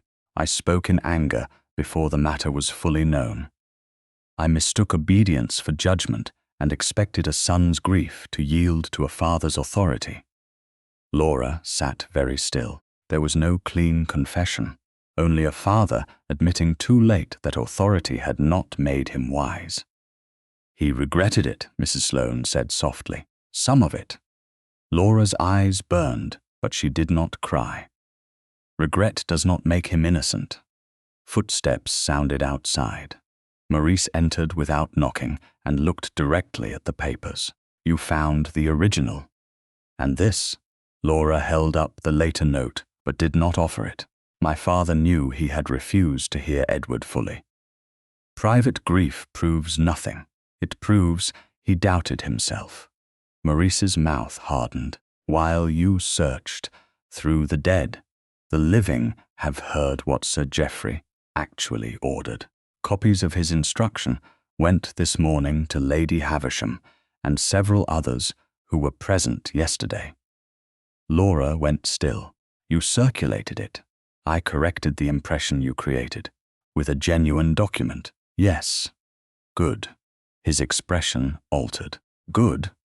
Laura placed the original memorandum and Geoffrey's later note inside her document case. Because I will not deny either of them. My father opposed Edward. I will say so myself. You would shame him publicly. I would tell the truth about him publicly. For Calthorpe approval. The words struck close because Charles's opinion mattered now. Would he see another Fitzalan demanding absolution, or the woman he had promised to judge separately from her father? Laura fastened the case. Charles may decide my father behaved badly. Maurice's eyes narrowed at the Duke's Christian name. And if he does, then he may be right. She took a breath. What I need to know is whether he can believe that without deciding, I am less worthy of trust. Maurice gave a dismissive laugh. You think a duke separates a woman from her name. Laura thought of Charles refusing to take Eleanor's box simply because grief might have made him want it. I intend to find out. Before leaving, Laura packed only what belonged unquestionably to her. The rosewood musical box remained in her travelling case. Geoffrey's original memorandum and later note remained in the document case in Laura's possession. Nothing was surrendered to Maurice. By late afternoon, the carriage turned again toward Yelverton with Mrs. Sloane beside her. Laura was not returning with proof that the Fitzalans had been innocent. She was carrying proof that her father had tried to control Edward and had regretted refusing to hear him. When Yelverton's chimneys appeared beyond the darkening trees, fear tightened beneath her ribs. She had left the enemy's house because truth required her to go. Now she was returning because trust required her to come back, carrying the truth that hurt her own name most. Sewer Laura had returned to Yelverton after dusk on Wednesday, with Sir Geoffrey's original, papers locked in her document case, and Eleanor's rosewood musical box still in her travelling case. But she had not yet shown either document to Charles. Mrs. Sloane had insisted that exhaustion was a poor companion to difficult truth, and for once Laura had agreed. She sent Charles only a brief message saying that she had found what she sought and would speak with him in the morning. Yet by Thursday breakfast, one unfinished question had become impossible to ignore. The White Hart posting book had shown Edward's chaise ordered for 7 o'clock and cancelled at 5:40 under the name M. Fitzalan. A small K in the margin belonged to Samuel Keene, the former ostler who had confirmed the entry 12 years ago. Mr. Harland had said Keene still lived 2 miles beyond the inn. Laura could return to Charles with her father's papers and ask him to decide what came next. Or she could follow the clue herself. She chose the second.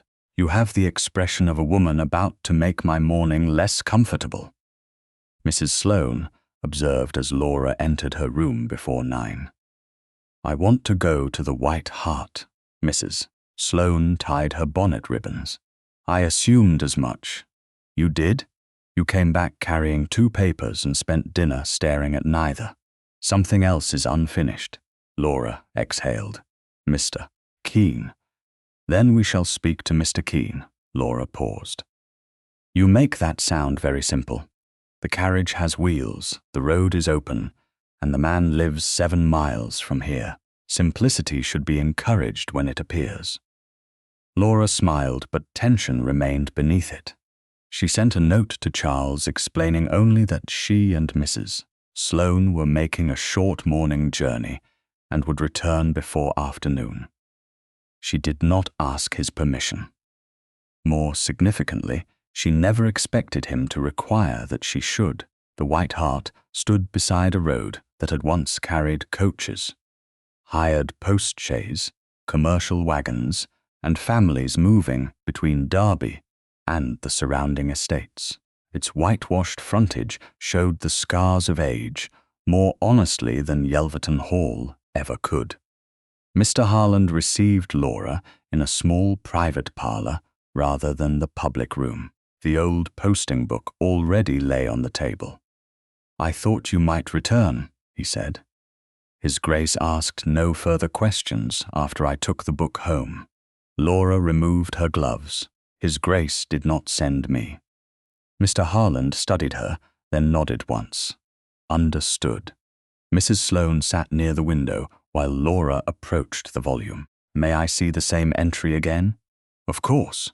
Harland opened the book himself and turned to October 18th, 1804. Edward Fitzalan, post-chaise, 7 o'clock. Beneath it, cancelled, 5:40. M. Fitzalan. The small K remained in the margin. Nothing about the ink had changed since Laura first saw it, yet she had. Her father's original memorandum now sat inside the document case at her feet. Geoffrey had forbidden Edward to use Fitzalan resources to pursue Eleanor. That was true. It still did not explain what Edward himself had believed when he arrived at the White Hart. "Mr. Keene lives 2 miles from here?" she asked. "Toward Carsington. Small stone cottage past the ash copse. You will know it by the red gate. Would it trouble you if we called upon him?" "Not me. Might trouble Keene. He has always considered questions an imposition." Mrs. Sloane stood. "Then he and I shall understand one another immediately."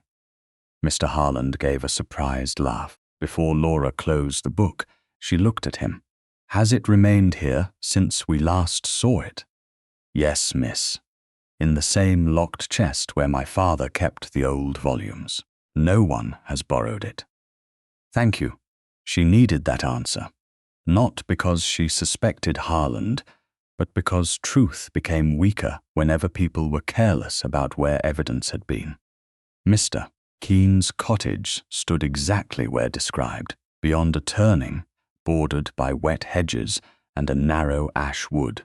He proved to be a lean man in his late 60s, with white hair, a weathered face, and no apparent interest in being impressed by either Fitzalan or Calthorpe. He looked from Laura to Mrs. Sloane after they introduced themselves. "You have come about that old carriage." Laura felt her pulse quicken. "Why do you say that?" "Harland's boy came yesterday, asking whether I still remembered 1804.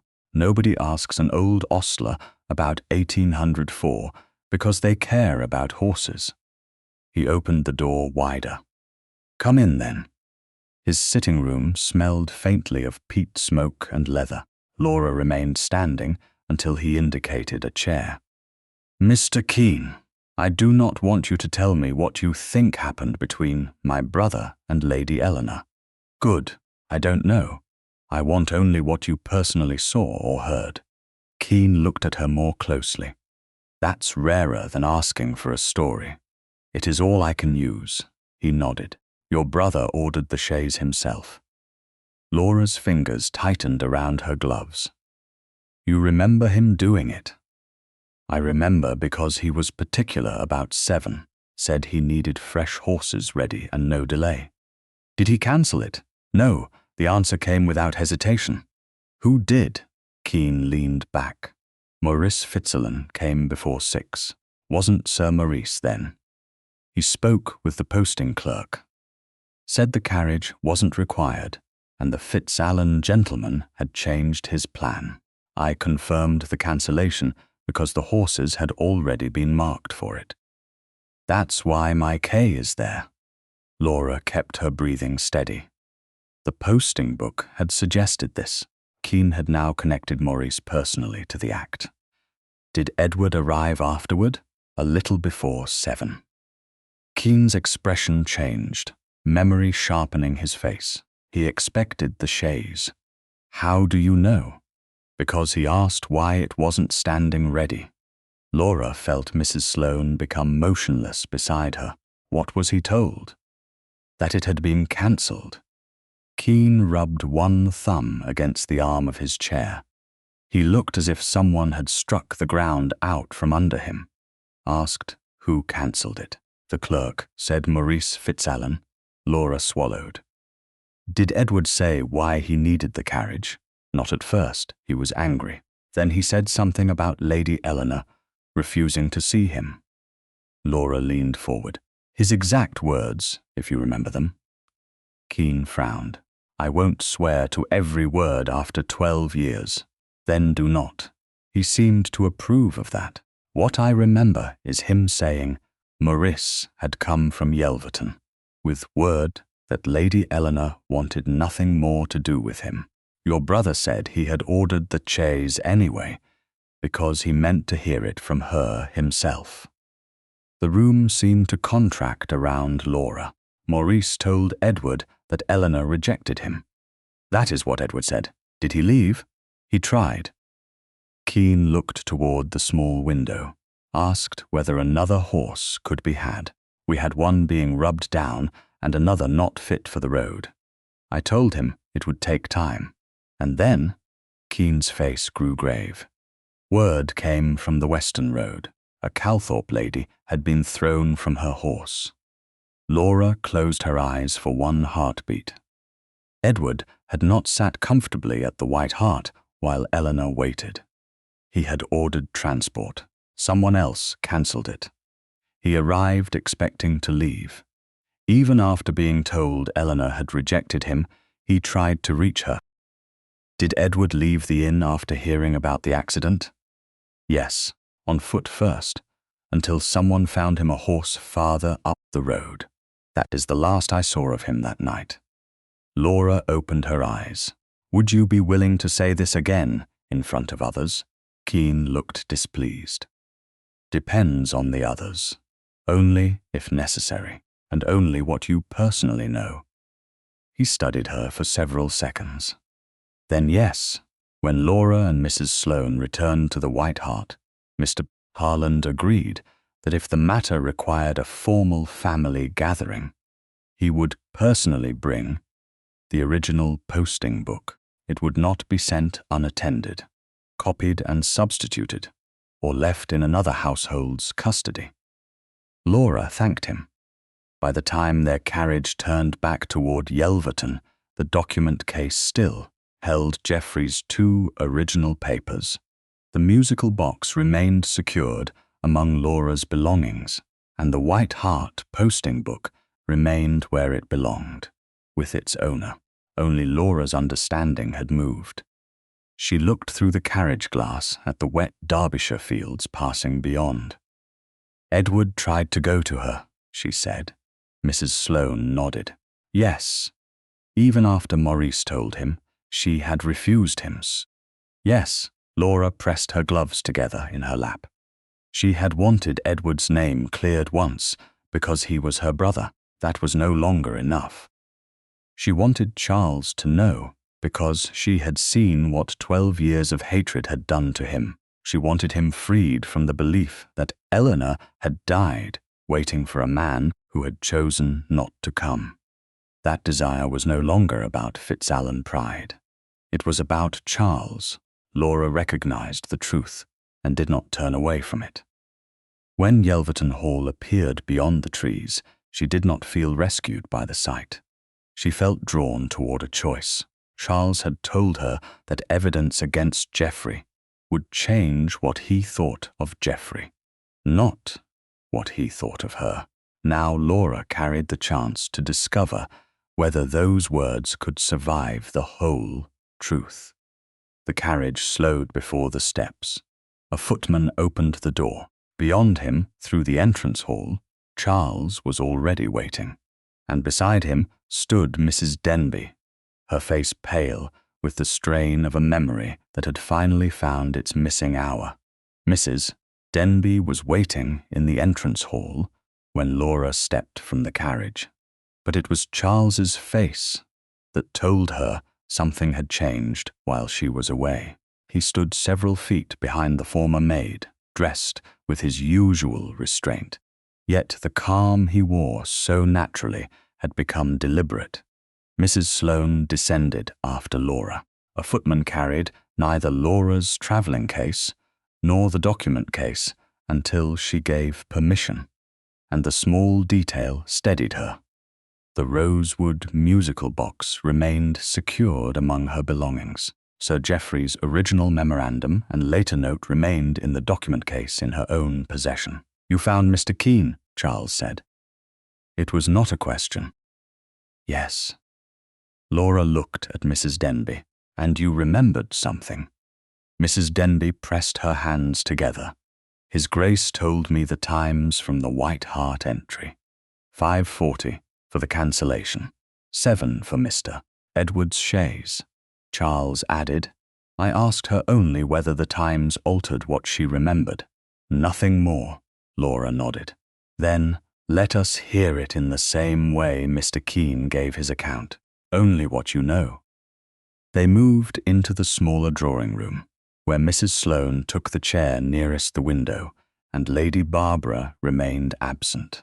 Charles closed the door, but left it unlatched, preserving propriety without turning the room into a performance. Mrs. Denby sat only after Laura did. "I told you, Mr. Maurice Fitzalan visited Lady Eleanor that evening," she began. "I remembered him leaving and saying, 'There is no journey now.' What I could not place was the hour. And now?" Laura asked. "Shortly after 6. It must have been. I remember the tea tray because the kitchen had delayed it, and the hall clock had struck 6 before I took it upstairs." Laura felt the White Hart entry arrange itself silently behind the words. Maurice cancelled Edward's carriage at 5:40. Soon afterward, he was at Yelverton with Eleanor. "What did you hear?" Charles asked. Mrs. Denby looked at him with visible pain. "Not everything, Your Grace. I would never claim that. But when I entered, Lady Eleanor was standing by the window.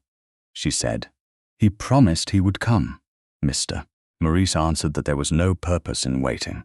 Laura leaned forward. "Did he name Edward?" "Yes." He said, "Mr. Edward had left Derbyshire and wanted no further contact with her."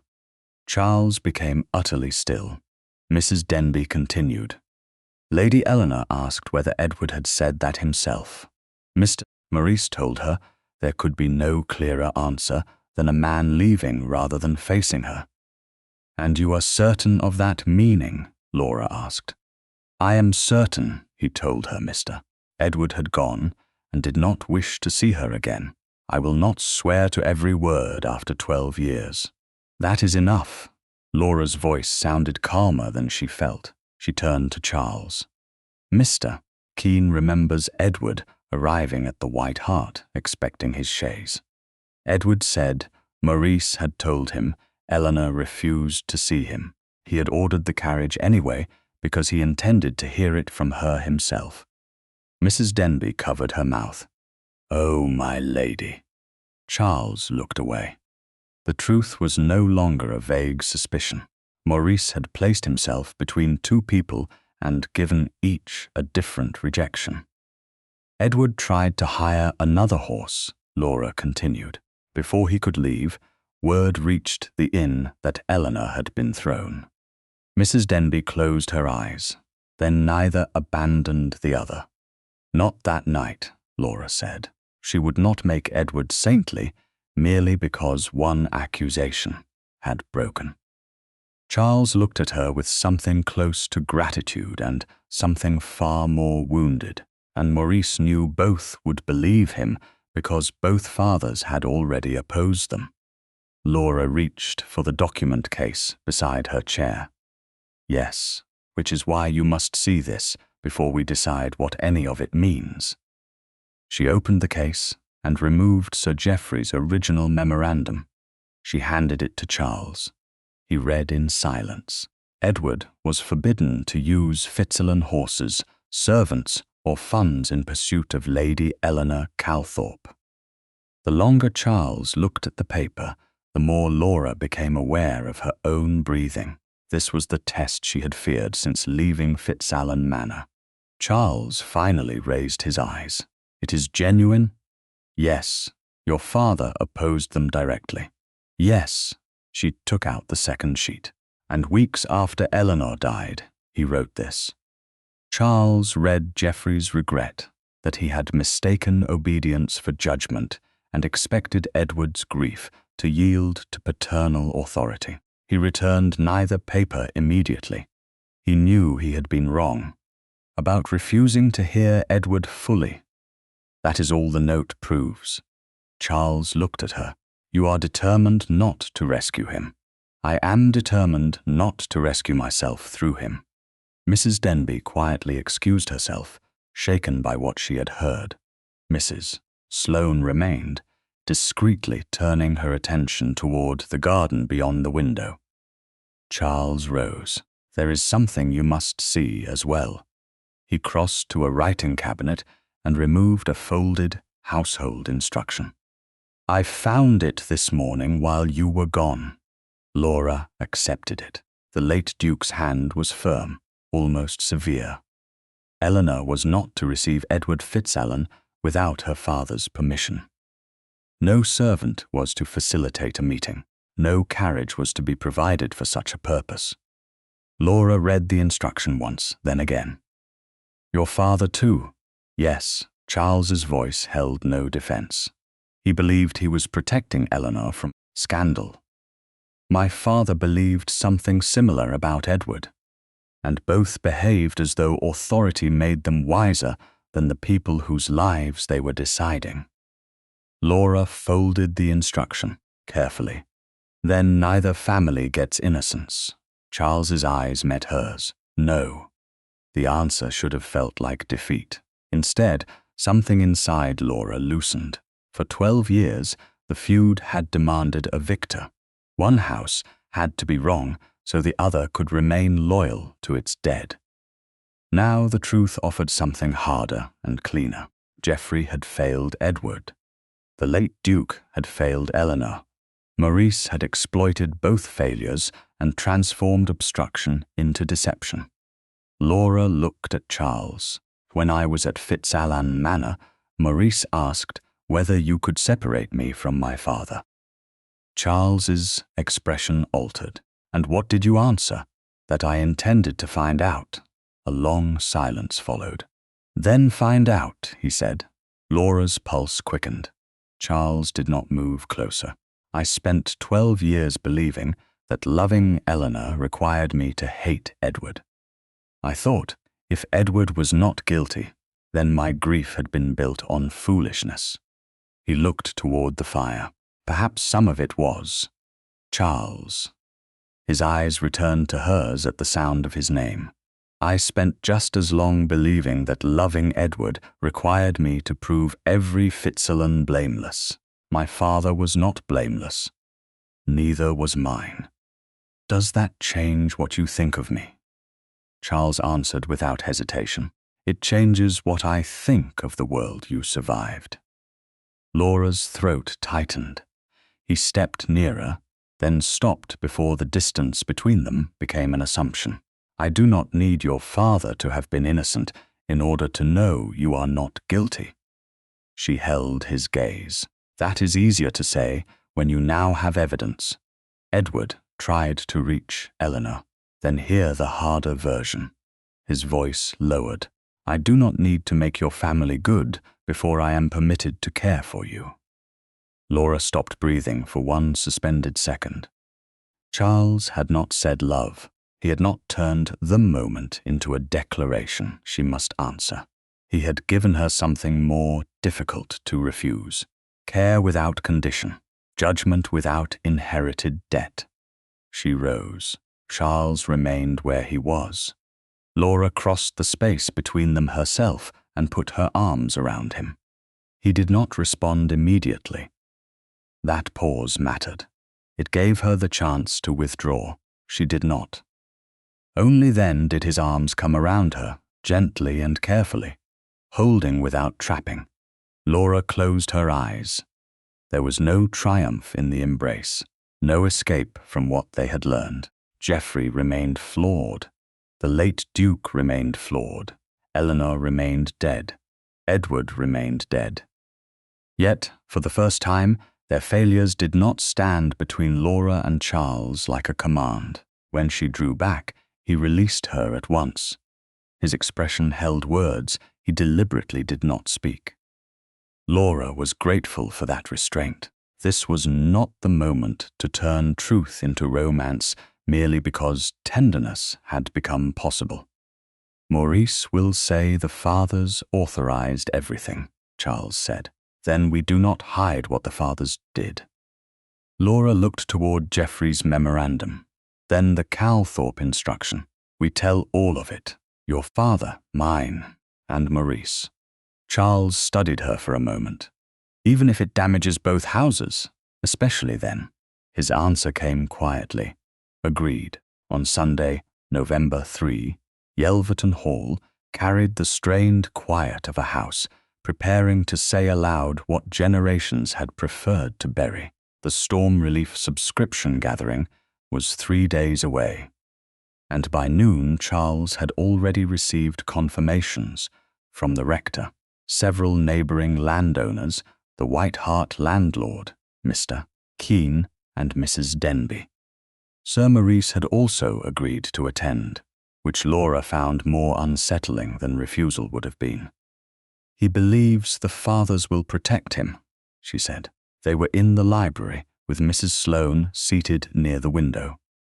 Her presence unobtrusive but sufficient.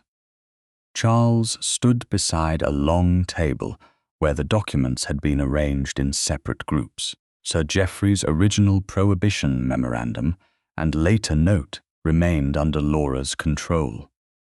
The late Duke's household instruction rested beside them. The White Hart posting book was not present.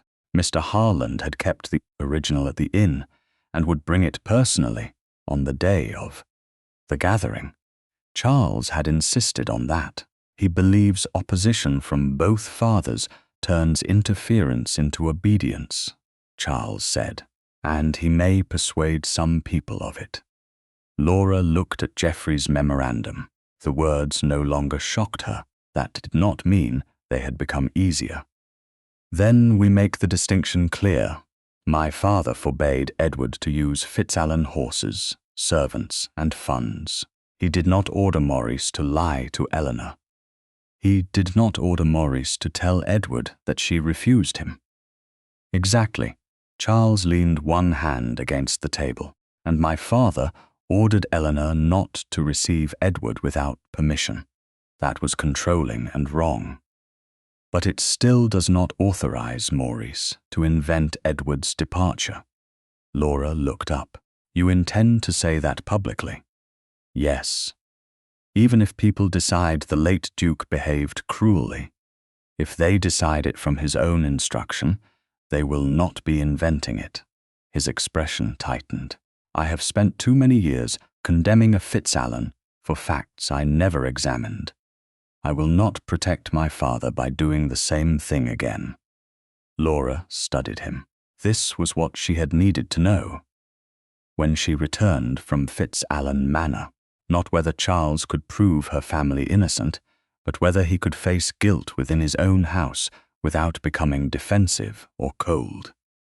Then I speak first, she said. Charles nodded. I assumed you would. That is not the same as agreeing. I agree, and I begin with Geoffrey. Yes, before Maurice. Yes, before you defend Eleanor. Laura, there was a faint edge of humor in his voice now. You have asked me the same question 4 ways. Because dukes are trained from infancy to hear agreement where there is only silence. A fair criticism. You are not offended? I am attempting to survive the experience. She nearly smiled. Then Lady Barbara entered. Her face had the pale firmness of someone who had been thinking all morning and disliking every conclusion. Charles, must your father's instruction be displayed before everyone? The warmth left the moment. Charles straightened. Yes, he is dead. So is Sir Geoffrey. Barbara's eyes moved to Laura, then back to Charles. Your father acted because he feared scandal for Eleanor. So did Geoffrey. Laura said it before Charles could. Barbara looked at her sharply. Laura continued, that is precisely why both documents must be shown. If we hide one father to condemn the other, we are not correcting the feud. We are merely choosing a more convenient version of it. Barbara's mouth tightened. You speak very easily of fathers when yours is no longer here to answer. Laura felt the old wound of loyalty, but she did not retreat. No, I speak with difficulty because he is not here to answer. Silence fell. Charles looked toward his aunt. If father had lived, I hope someone would eventually have asked him why he believed Eleanor's obedience mattered more than her judgment. I did not ask when I was 24. I should have. Barbara's face changed. Grief entered where indignation had been. You were grieving. So were we all. That does not make questions easier. No, it makes them necessary. She looked at him for several seconds, then at Laura. And what will you do if the county says both families were fools? Laura answered, agree where it is true. Barbara gave a breath that was almost a laugh and almost despair. You are both very determined to become unpopular, Charles said. For once, I would prefer accuracy. Barbara left without further argument. The door closed softly behind her. Laura looked at Charles. She may still refuse to retract what she said about the musical box. She may. You cannot force her. I know. That sounded painful. It was. Laura's eyes softened. Good. He stared at her. Good. You are learning restraint. This time, he did laugh quietly. The sound changed his face enough to make her pulse stumble. Charles moved around the table, stopping at a respectful distance. There is one more matter. Evidence? No, there will be no new evidence after today. Everything we use on Wednesday is already known. Laura appreciated the clarity of that more than he could know. No hidden witness, no final paper conveniently appearing from a locked drawer, only what had already been found and tested. Then what matter? She asked. Charles glanced toward Mrs. Sloane, who had become deeply interested in a gardening volume she was not reading. Where do you want me during the gathering? Laura frowned slightly. What do you mean? When Maurice answers you, when the room becomes hostile, when Barbara speaks, I can stand behind you, beside you, or across the room. I do not want my position to become another form of instruction. Laura felt something inside her go very still. This was not the Charles who had offered shelter because a storm demanded action. This was a man asking how to share power when no emergency gave him an obvious role. Beside me, she said. His gaze held hers. Beside you, not ahead. No, not speaking first. No, and if I falter, I will ask whether you want me to continue. Laura exhaled slowly. Then beside me. Something in his expression softened, but he did not move closer yet. There is another thing I should tell you before Wednesday. Laura's heart began to beat faster, though she kept her voice steady. You are becoming alarmingly full of things. I am afraid. The words stopped her. Charles had said grief was easier than uncertainty. He had admitted guilt and anger, but fear, spoken so plainly, stripped away the last protection of rank. Of what? She asked. Not of losing reputation. He looked down briefly, then back at her. Not even of hearing people say my father failed Eleanor. His voice lowered. I am afraid that I waited too long to question what hatred made simple, and that when all this is finished, you may decide I belong too completely to the years that hurt you. Laura's breath caught. Charles, I know that is not a fair thing to ask you to answer today. Then why say it? Because if I only speak after the room agrees with us, courage will have very little to do with it. Laura looked at him for a long moment. This was not a declaration. He had not asked for promise or reward. He had offered vulnerability without using it as a claim. She stepped closer. I do not trust you because your family turned out to be better than mine. His eyes searched hers. They did not. Exactly. Then why? Laura felt the truth gather inside her. Because when the truth made your father look worse, you did not ask me to hide it. Charles was silent. And when it made mine look worse, you did not use it against me. The distance between them had become small now, but neither had crossed the last inch. Charles's voice was quiet. Laura, may I kiss you? There was no assumption in the question, no movement before her answer. She felt the intimacy of that restraint more strongly than if he had touched her already. Yes, she said. Then, because she wanted him to understand that consent was not merely permission but choice, Laura stepped forward herself. Charles lowered his head. The kiss was gentle, brief, and almost unbearably careful. No urgency, no conquest, only warmth, the faintest tremor in his breath, and the astonishing tenderness of being asked before being touched. Laura lifted one hand and rested her fingertips against his cheek. He did not deepen the kiss. He let her determine the closeness. When they parted, they remained near enough that she could see the uncertainty still present in his eyes. That was very restrained, she murmured. I am trying to learn. Painfully. His mouth curved. You may criticize me after Wednesday. I intend to. Laura let her hand fall. Neither of them said love. Not yet. Love, if that was what had begun, deserved to survive truth before it was spoken. Charles glanced toward the documents on the table. No more evidence. No more hiding. No more choosing one family's innocence over the other. Laura nodded. And on Wednesday, he looked at her with the steadiness she had first seen in the storm. On Wednesday, we stand beside each other and tell all of it. By Wednesday afternoon, the long gallery at Yelverton Hall held nearly every person whose judgment Sir Maurice Fitzalan had spent 12 years expecting to control. County neighbours stood beneath the portraits of dead Calthorpes. The rector spoke quietly, with 2 landowners near the windows. Estate officers remained toward the rear, beside several gentlemen involved in the storm relief subscription. Mrs. Sloane sat where Laura could see her without turning. Mrs. Denby stood near the housekeeper.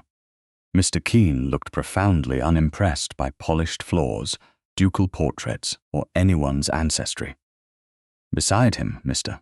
Harland of the White Hart kept one hand upon the old brown posting book he had brought personally from the inn. Sir Maurice stood opposite Laura, with the calm expression he wore whenever he believed composure could make another person appear unreasonable.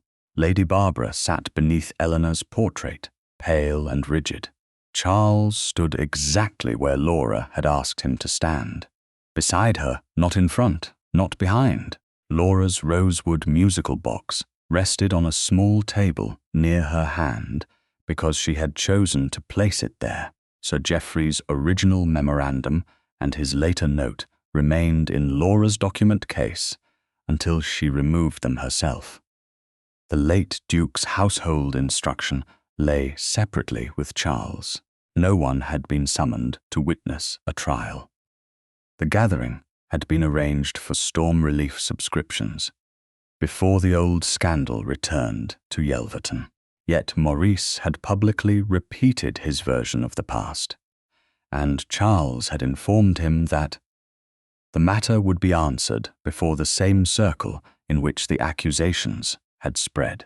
Laura looked once toward Charles. He did not speak. She began. Before anyone decides which family was wrong, 12 years ago, I would like to make one thing clear. My father opposed my brother's attachment to Lady Eleanor Calthorpe. A murmur passed through the gallery and died. Laura opened her case and placed Sir Geoffrey's original memorandum on the table. This is his instruction. It forbids Edward Fitzalan to use Fitzalan horses, Fitzalan servants, or Fitzalan funds to pursue Lady Eleanor against his father's wishes. The document is genuine. I found the original among my father's papers. Maurice's mouth shifted faintly, as though he believed the first point already belonged to him. Laura continued, My father was wrong to think authority settled Edward's judgment. Weeks after Lady Eleanor's death, he admitted in his own hand that he had spoken in anger before the matter was fully known and had mistaken obedience for judgment. She placed the later note beside the memorandum. I will not make Sir Geoffrey innocent merely because he was my father. Silence followed. Charles stepped forward only enough to place his own paper on the table. Nor will I make mine innocent because he was Duke of Yelverton. Lady Barbara closed her eyes. Charles did not look away from the room. My father ordered Eleanor not to receive Edward Fitzalan without permission. No servant was to facilitate a meeting. No carriage from this house was to take her to him. He believed he was protecting her from scandal. He was also denying her judgment. Maurice gave a slight, almost triumphant nod. Then we agree. Both fathers opposed the match. I acted within the wishes of the families. Laura turned toward him. No. We agree that both fathers created the conditions in which interference became easy. We do not agree that either father ordered you to lie. The gallery went still. Maurice's expression hardened. That is an accusation. It is a conclusion supported by what people in this room personally saw and heard. Laura looked toward Mr. Harland. May we see the posting book?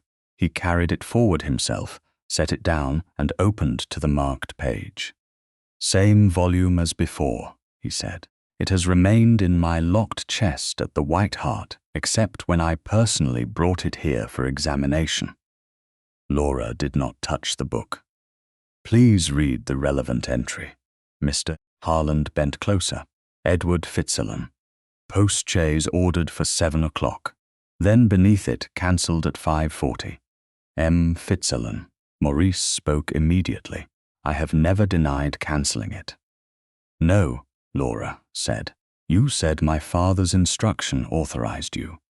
She placed Geoffrey's memorandum beside the open book. Where does my father order you to cancel a privately hired post-chaise? Maurice glanced down. The intent is obvious. The words are obvious too. Fitzalan horses, Fitzalan servants, Fitzalan funds. Laura held his gaze. The White Hart carriage was privately hired. Your father wanted Edward stopped. That may be what you believed. It is not permission to invent what happened next. Maurice's composure thinned.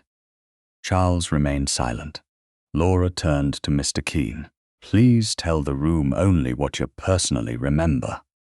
Keene folded his arms. Edward Fitzalan ordered the chaise himself. I remember because he wanted 7 sharp. Maurice Fitzalan came before 6 and cancelled it. I confirmed the cancellation. That is my K in the margin. Maurice gave an impatient breath. You are recalling details after 12 years. Keene looked at him. I recalled them before I ever spoke to Miss Fitzalan. A few faces shifted toward Maurice. Keene continued. Edward came to the inn expecting his chaise. He was angry when he learned it had been cancelled. He said Maurice had brought word from Yelverton that Lady Eleanor refused to see him. Edward said he meant to hear that from her himself. He asked for another horse. Before one could be got ready, Word came that a Calthorpe lady had been thrown on the Western Road. Laura felt Charles's presence beside her, solid and quiet. She did not look at him yet. "Mrs. Denby," she said. The former maid came forward. Her hands trembled, but her voice did not. Mr. Maurice Fitzalan came to Lady Eleanor shortly after 6 that evening. I carried tea into the room. Lady Eleanor said Edward had promised to come. Mr. Maurice told her Edward had left Derbyshire and wanted no further contact with her. She asked if Edward had said so himself. Mr. Maurice told her there could be no clearer answer than a man leaving rather than facing her. Maurice's face lost colour. "You cannot swear to every phrase." "I have already said I cannot," Mrs. Denby replied. "But I can swear to the meaning. You told her Mr. Edward had gone and did not wish to see her." Laura turned back to Maurice. "You told Edward that Eleanor refused him. You told Eleanor that Edward had abandoned her. I tried to stop a disastrous marriage." The words came faster now. Both fathers wanted it stopped. Charles spoke for the first time since presenting his father's instruction. "Which of them did you tell the truth?" Maurice looked at him. No answer came. Charles did not raise his voice. "Edward believed Eleanor rejected him. Eleanor believed Edward had left. They cannot both have received the truth from you." Maurice's eyes moved around the gallery, searching for the sympathy that rank, grief, and repetition had once guaranteed him. "You speak as though they were children cheated of a dance. They intended to marry against every sensible objection. Geoffrey opposed it. Your father opposed it. I prevented a scandal." Laura felt anger rise, but she kept her voice level.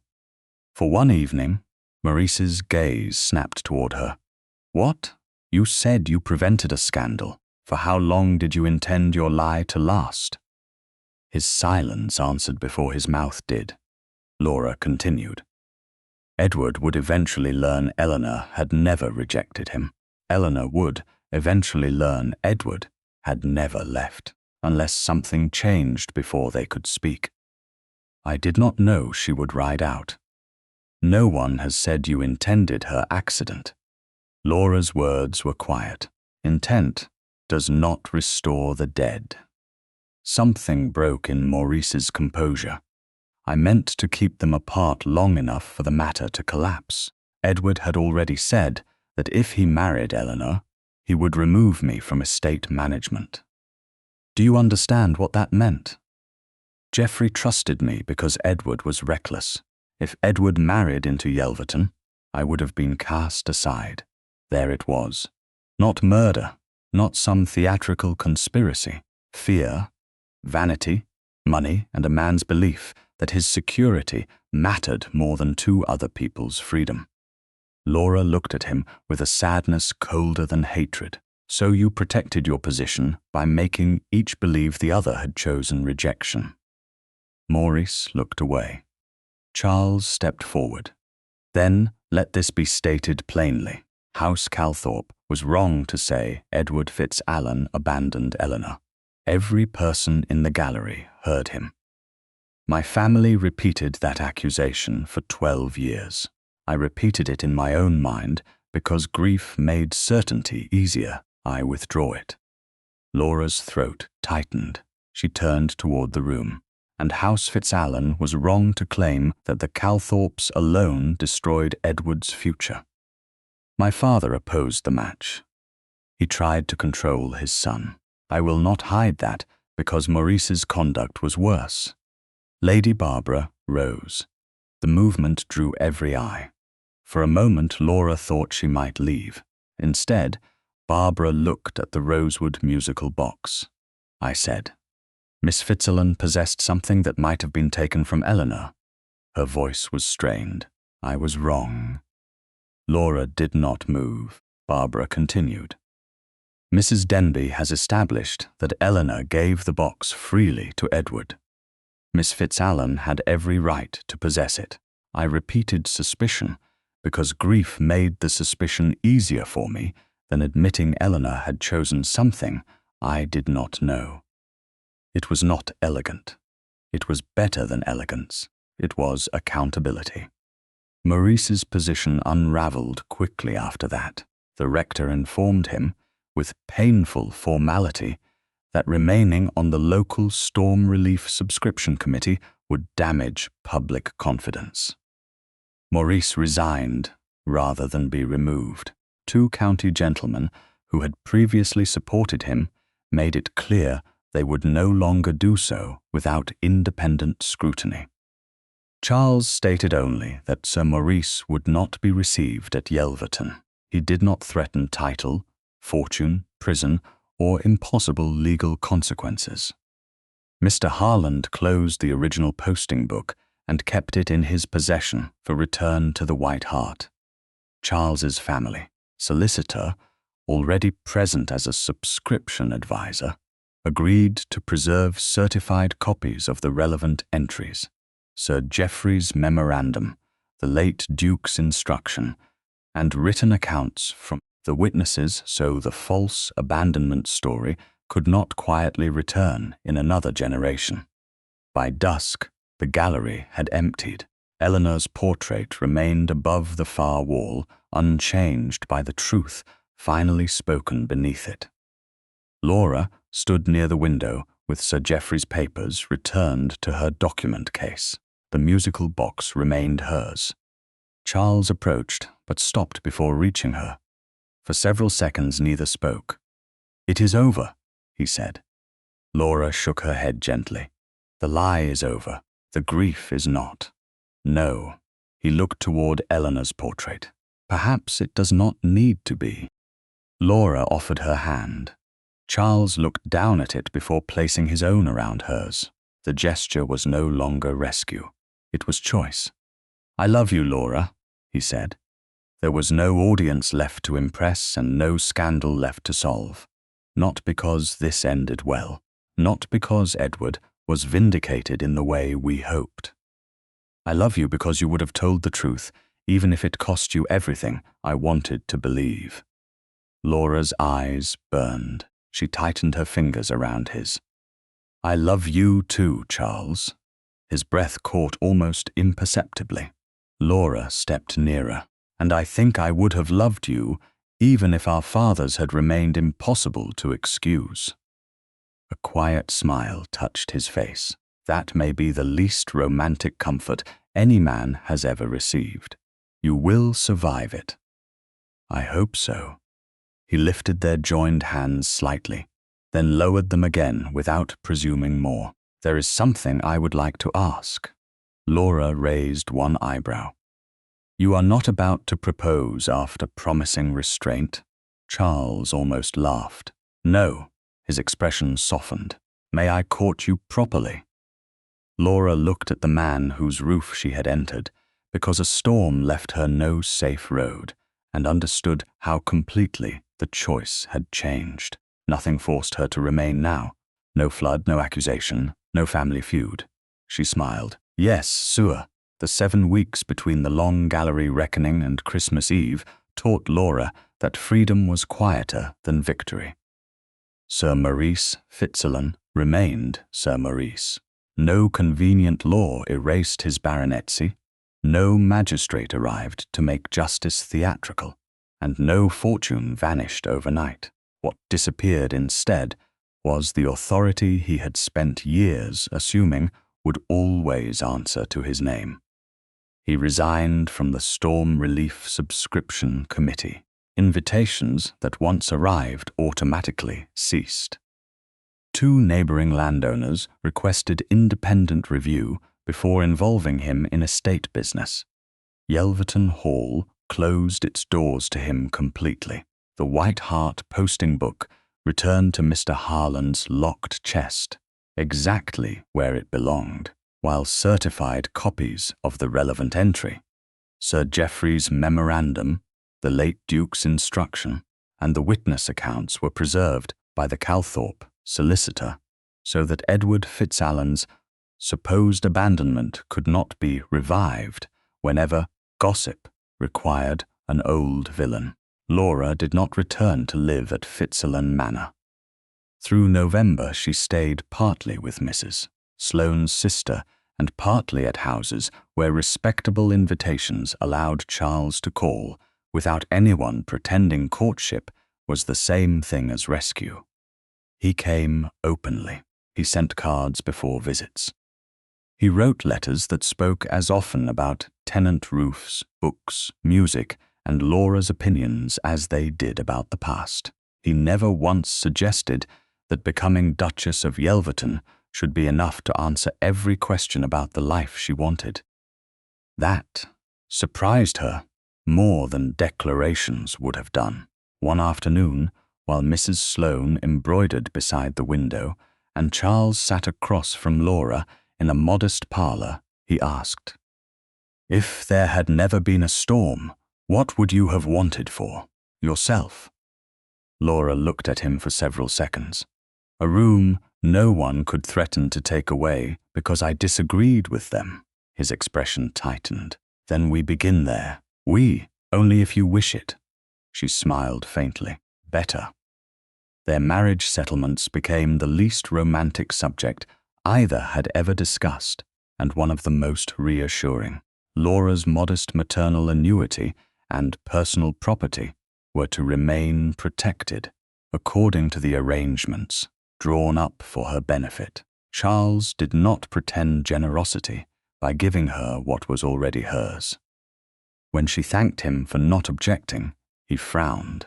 "I don't deserve praise for recognizing ownership.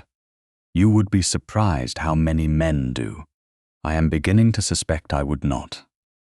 Lady Barbara changed more slowly. She never became warm by transformation or conveniently forgot the sister she had mourned for 12 years. Instead, she learned to apologize without demanding comfort afterward. On one November visit, she asked Laura whether she might see the rosewood musical box. Laura brought it from her travelling case and set it between them. Barbara touched only the table. "I thought grief gave me a claim to it." "I know. Charles told me it did not." He was right. Barbara's mouth tightened. "He has become irritatingly right about several things." Laura almost laughed. Barbara looked at the old burn mark on the lid. "Eleanor loved that tune, Mrs. Denby told me. I am glad Edward kept it." The admission came painfully. Laura honored the pain by not making Barbara say more. In late November, Charles asked Laura to walk with him through the walled garden of Mrs. Sloane's sister's house, with Mrs. Sloane and her sister following at an entirely respectable distance. The last leaves clung to the espaliered trees. Charles stopped beside an empty stone basin where summer flowers had long since been cleared away. "There is one question I have deliberately waited to ask." Laura looked at him. "You have shown alarming self-control. Do not praise me too soon." He took a breath. "The feud is over. Maurice is exposed. Edward's name no longer needs me to defend it. You owe Yelverton nothing. You owe me nothing." His eyes stayed on hers. "Knowing all of that, do you still want a future with me?" Laura's chest tightened with a tenderness that felt steadier than excitement. "Yes." Charles's shoulders eased, but he did not reach for her yet. "Then may I ask you to become my wife?" "You may." "Laura." She let him suffer half a second longer. "Yes, Charles. I will marry you." His laugh was quiet and unguarded. He offered his hand. Laura placed hers in it willingly. "I should warn you," she said. "I intend to continue disagreeing with you. I had already included that possibility in my calculations." "Calculations? Poor choice of word. Very poor. Will you still marry me?" "At present." The banns were read on the first 3 Sundays of December. No hurried special license was needed to make their choice dramatic. There had been enough drama already. On Tuesday, December 24th, 1816, Laura Fitzalan entered the local parish, church as herself, not as the defeated member of an enemy house, and not as a woman whose reputation required a duke to repair it. Mrs. Sloane sat near the front. Lady Barbara attended in sober winter silk. Mrs. Denby wept discreetly. Charles waited at the altar, without the cold Laura had first mistaken for certainty. When their vows were spoken, his hand closed around hers only when the service required it. And the restraint moved her because she knew what tenderness waited beneath it. By the time they left the church, Laura Calthorpe, Duchess of Yelverton, had a new title, but no sense that the title had created her worth. Charles bent near enough to speak privately as they reached the carriage. Happy? Ask me tomorrow. That sounds ominous. Marriage should retain some mystery. Christmas Day brought no miraculous healing. Eleanor remained dead. Edward remained dead. Their fathers remained men who had loved badly in the name of authority. Maurice remained responsible for the lie that separated two people who might otherwise have chosen differently. Yet Yelverton's Christmas dinner held something the house had not known for 12 years. Peace without pretending the past had been harmless. Mrs. Sloane sat at the table as an honored guest rather than an appendage. Lady Barbara raised a glass quietly to Eleanor and Edward, speaking both names without accusation. No one looked away. After dinner, when the smaller company moved into the drawing room, Laura went to the traveling case that had finally been unpacked completely. She returned carrying the rosewood musical box. Charles watched her place it on the pianoforte. "Are you certain?" Barbara asked softly. Laura looked at her. Yes, she wound the mechanism. The familiar Swiss melody began. Delicate notes entered the room, where for years the object had existed only as a hidden possession, and then as an accusation. Laura imagined Eleanor giving it away by choice, Edward carrying it through grief, her own younger hands receiving it without understanding. Now it stood open beneath Yelverton lamplight, while Calthorpe and Fitzalan were no longer spoken as opposite sides of a war.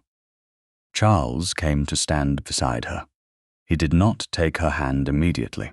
Even now, he offered his own first. Laura threaded her fingers through his. "Happy?" he asked. She listened to the melody for another moment. Free. His fingers tightened gently around hers. Laura looked up at him and loved. The expression in Charles's face made every title he possessed seem suddenly irrelevant. "Always, if I have any say in it. You have some, only some. You married me knowing the risks." He smiled. Laura rose slightly and kissed him. The affection was gentle, mutual, and easy now, no longer a question asked before danger, but an answer chosen after it. When they parted, Charles touched his forehead briefly to hers. Beyond them, the musical box continued playing. Then Laura closed the lid only when the tune had finished, not to hide it, but because nothing precious in that room needed secrecy anymore.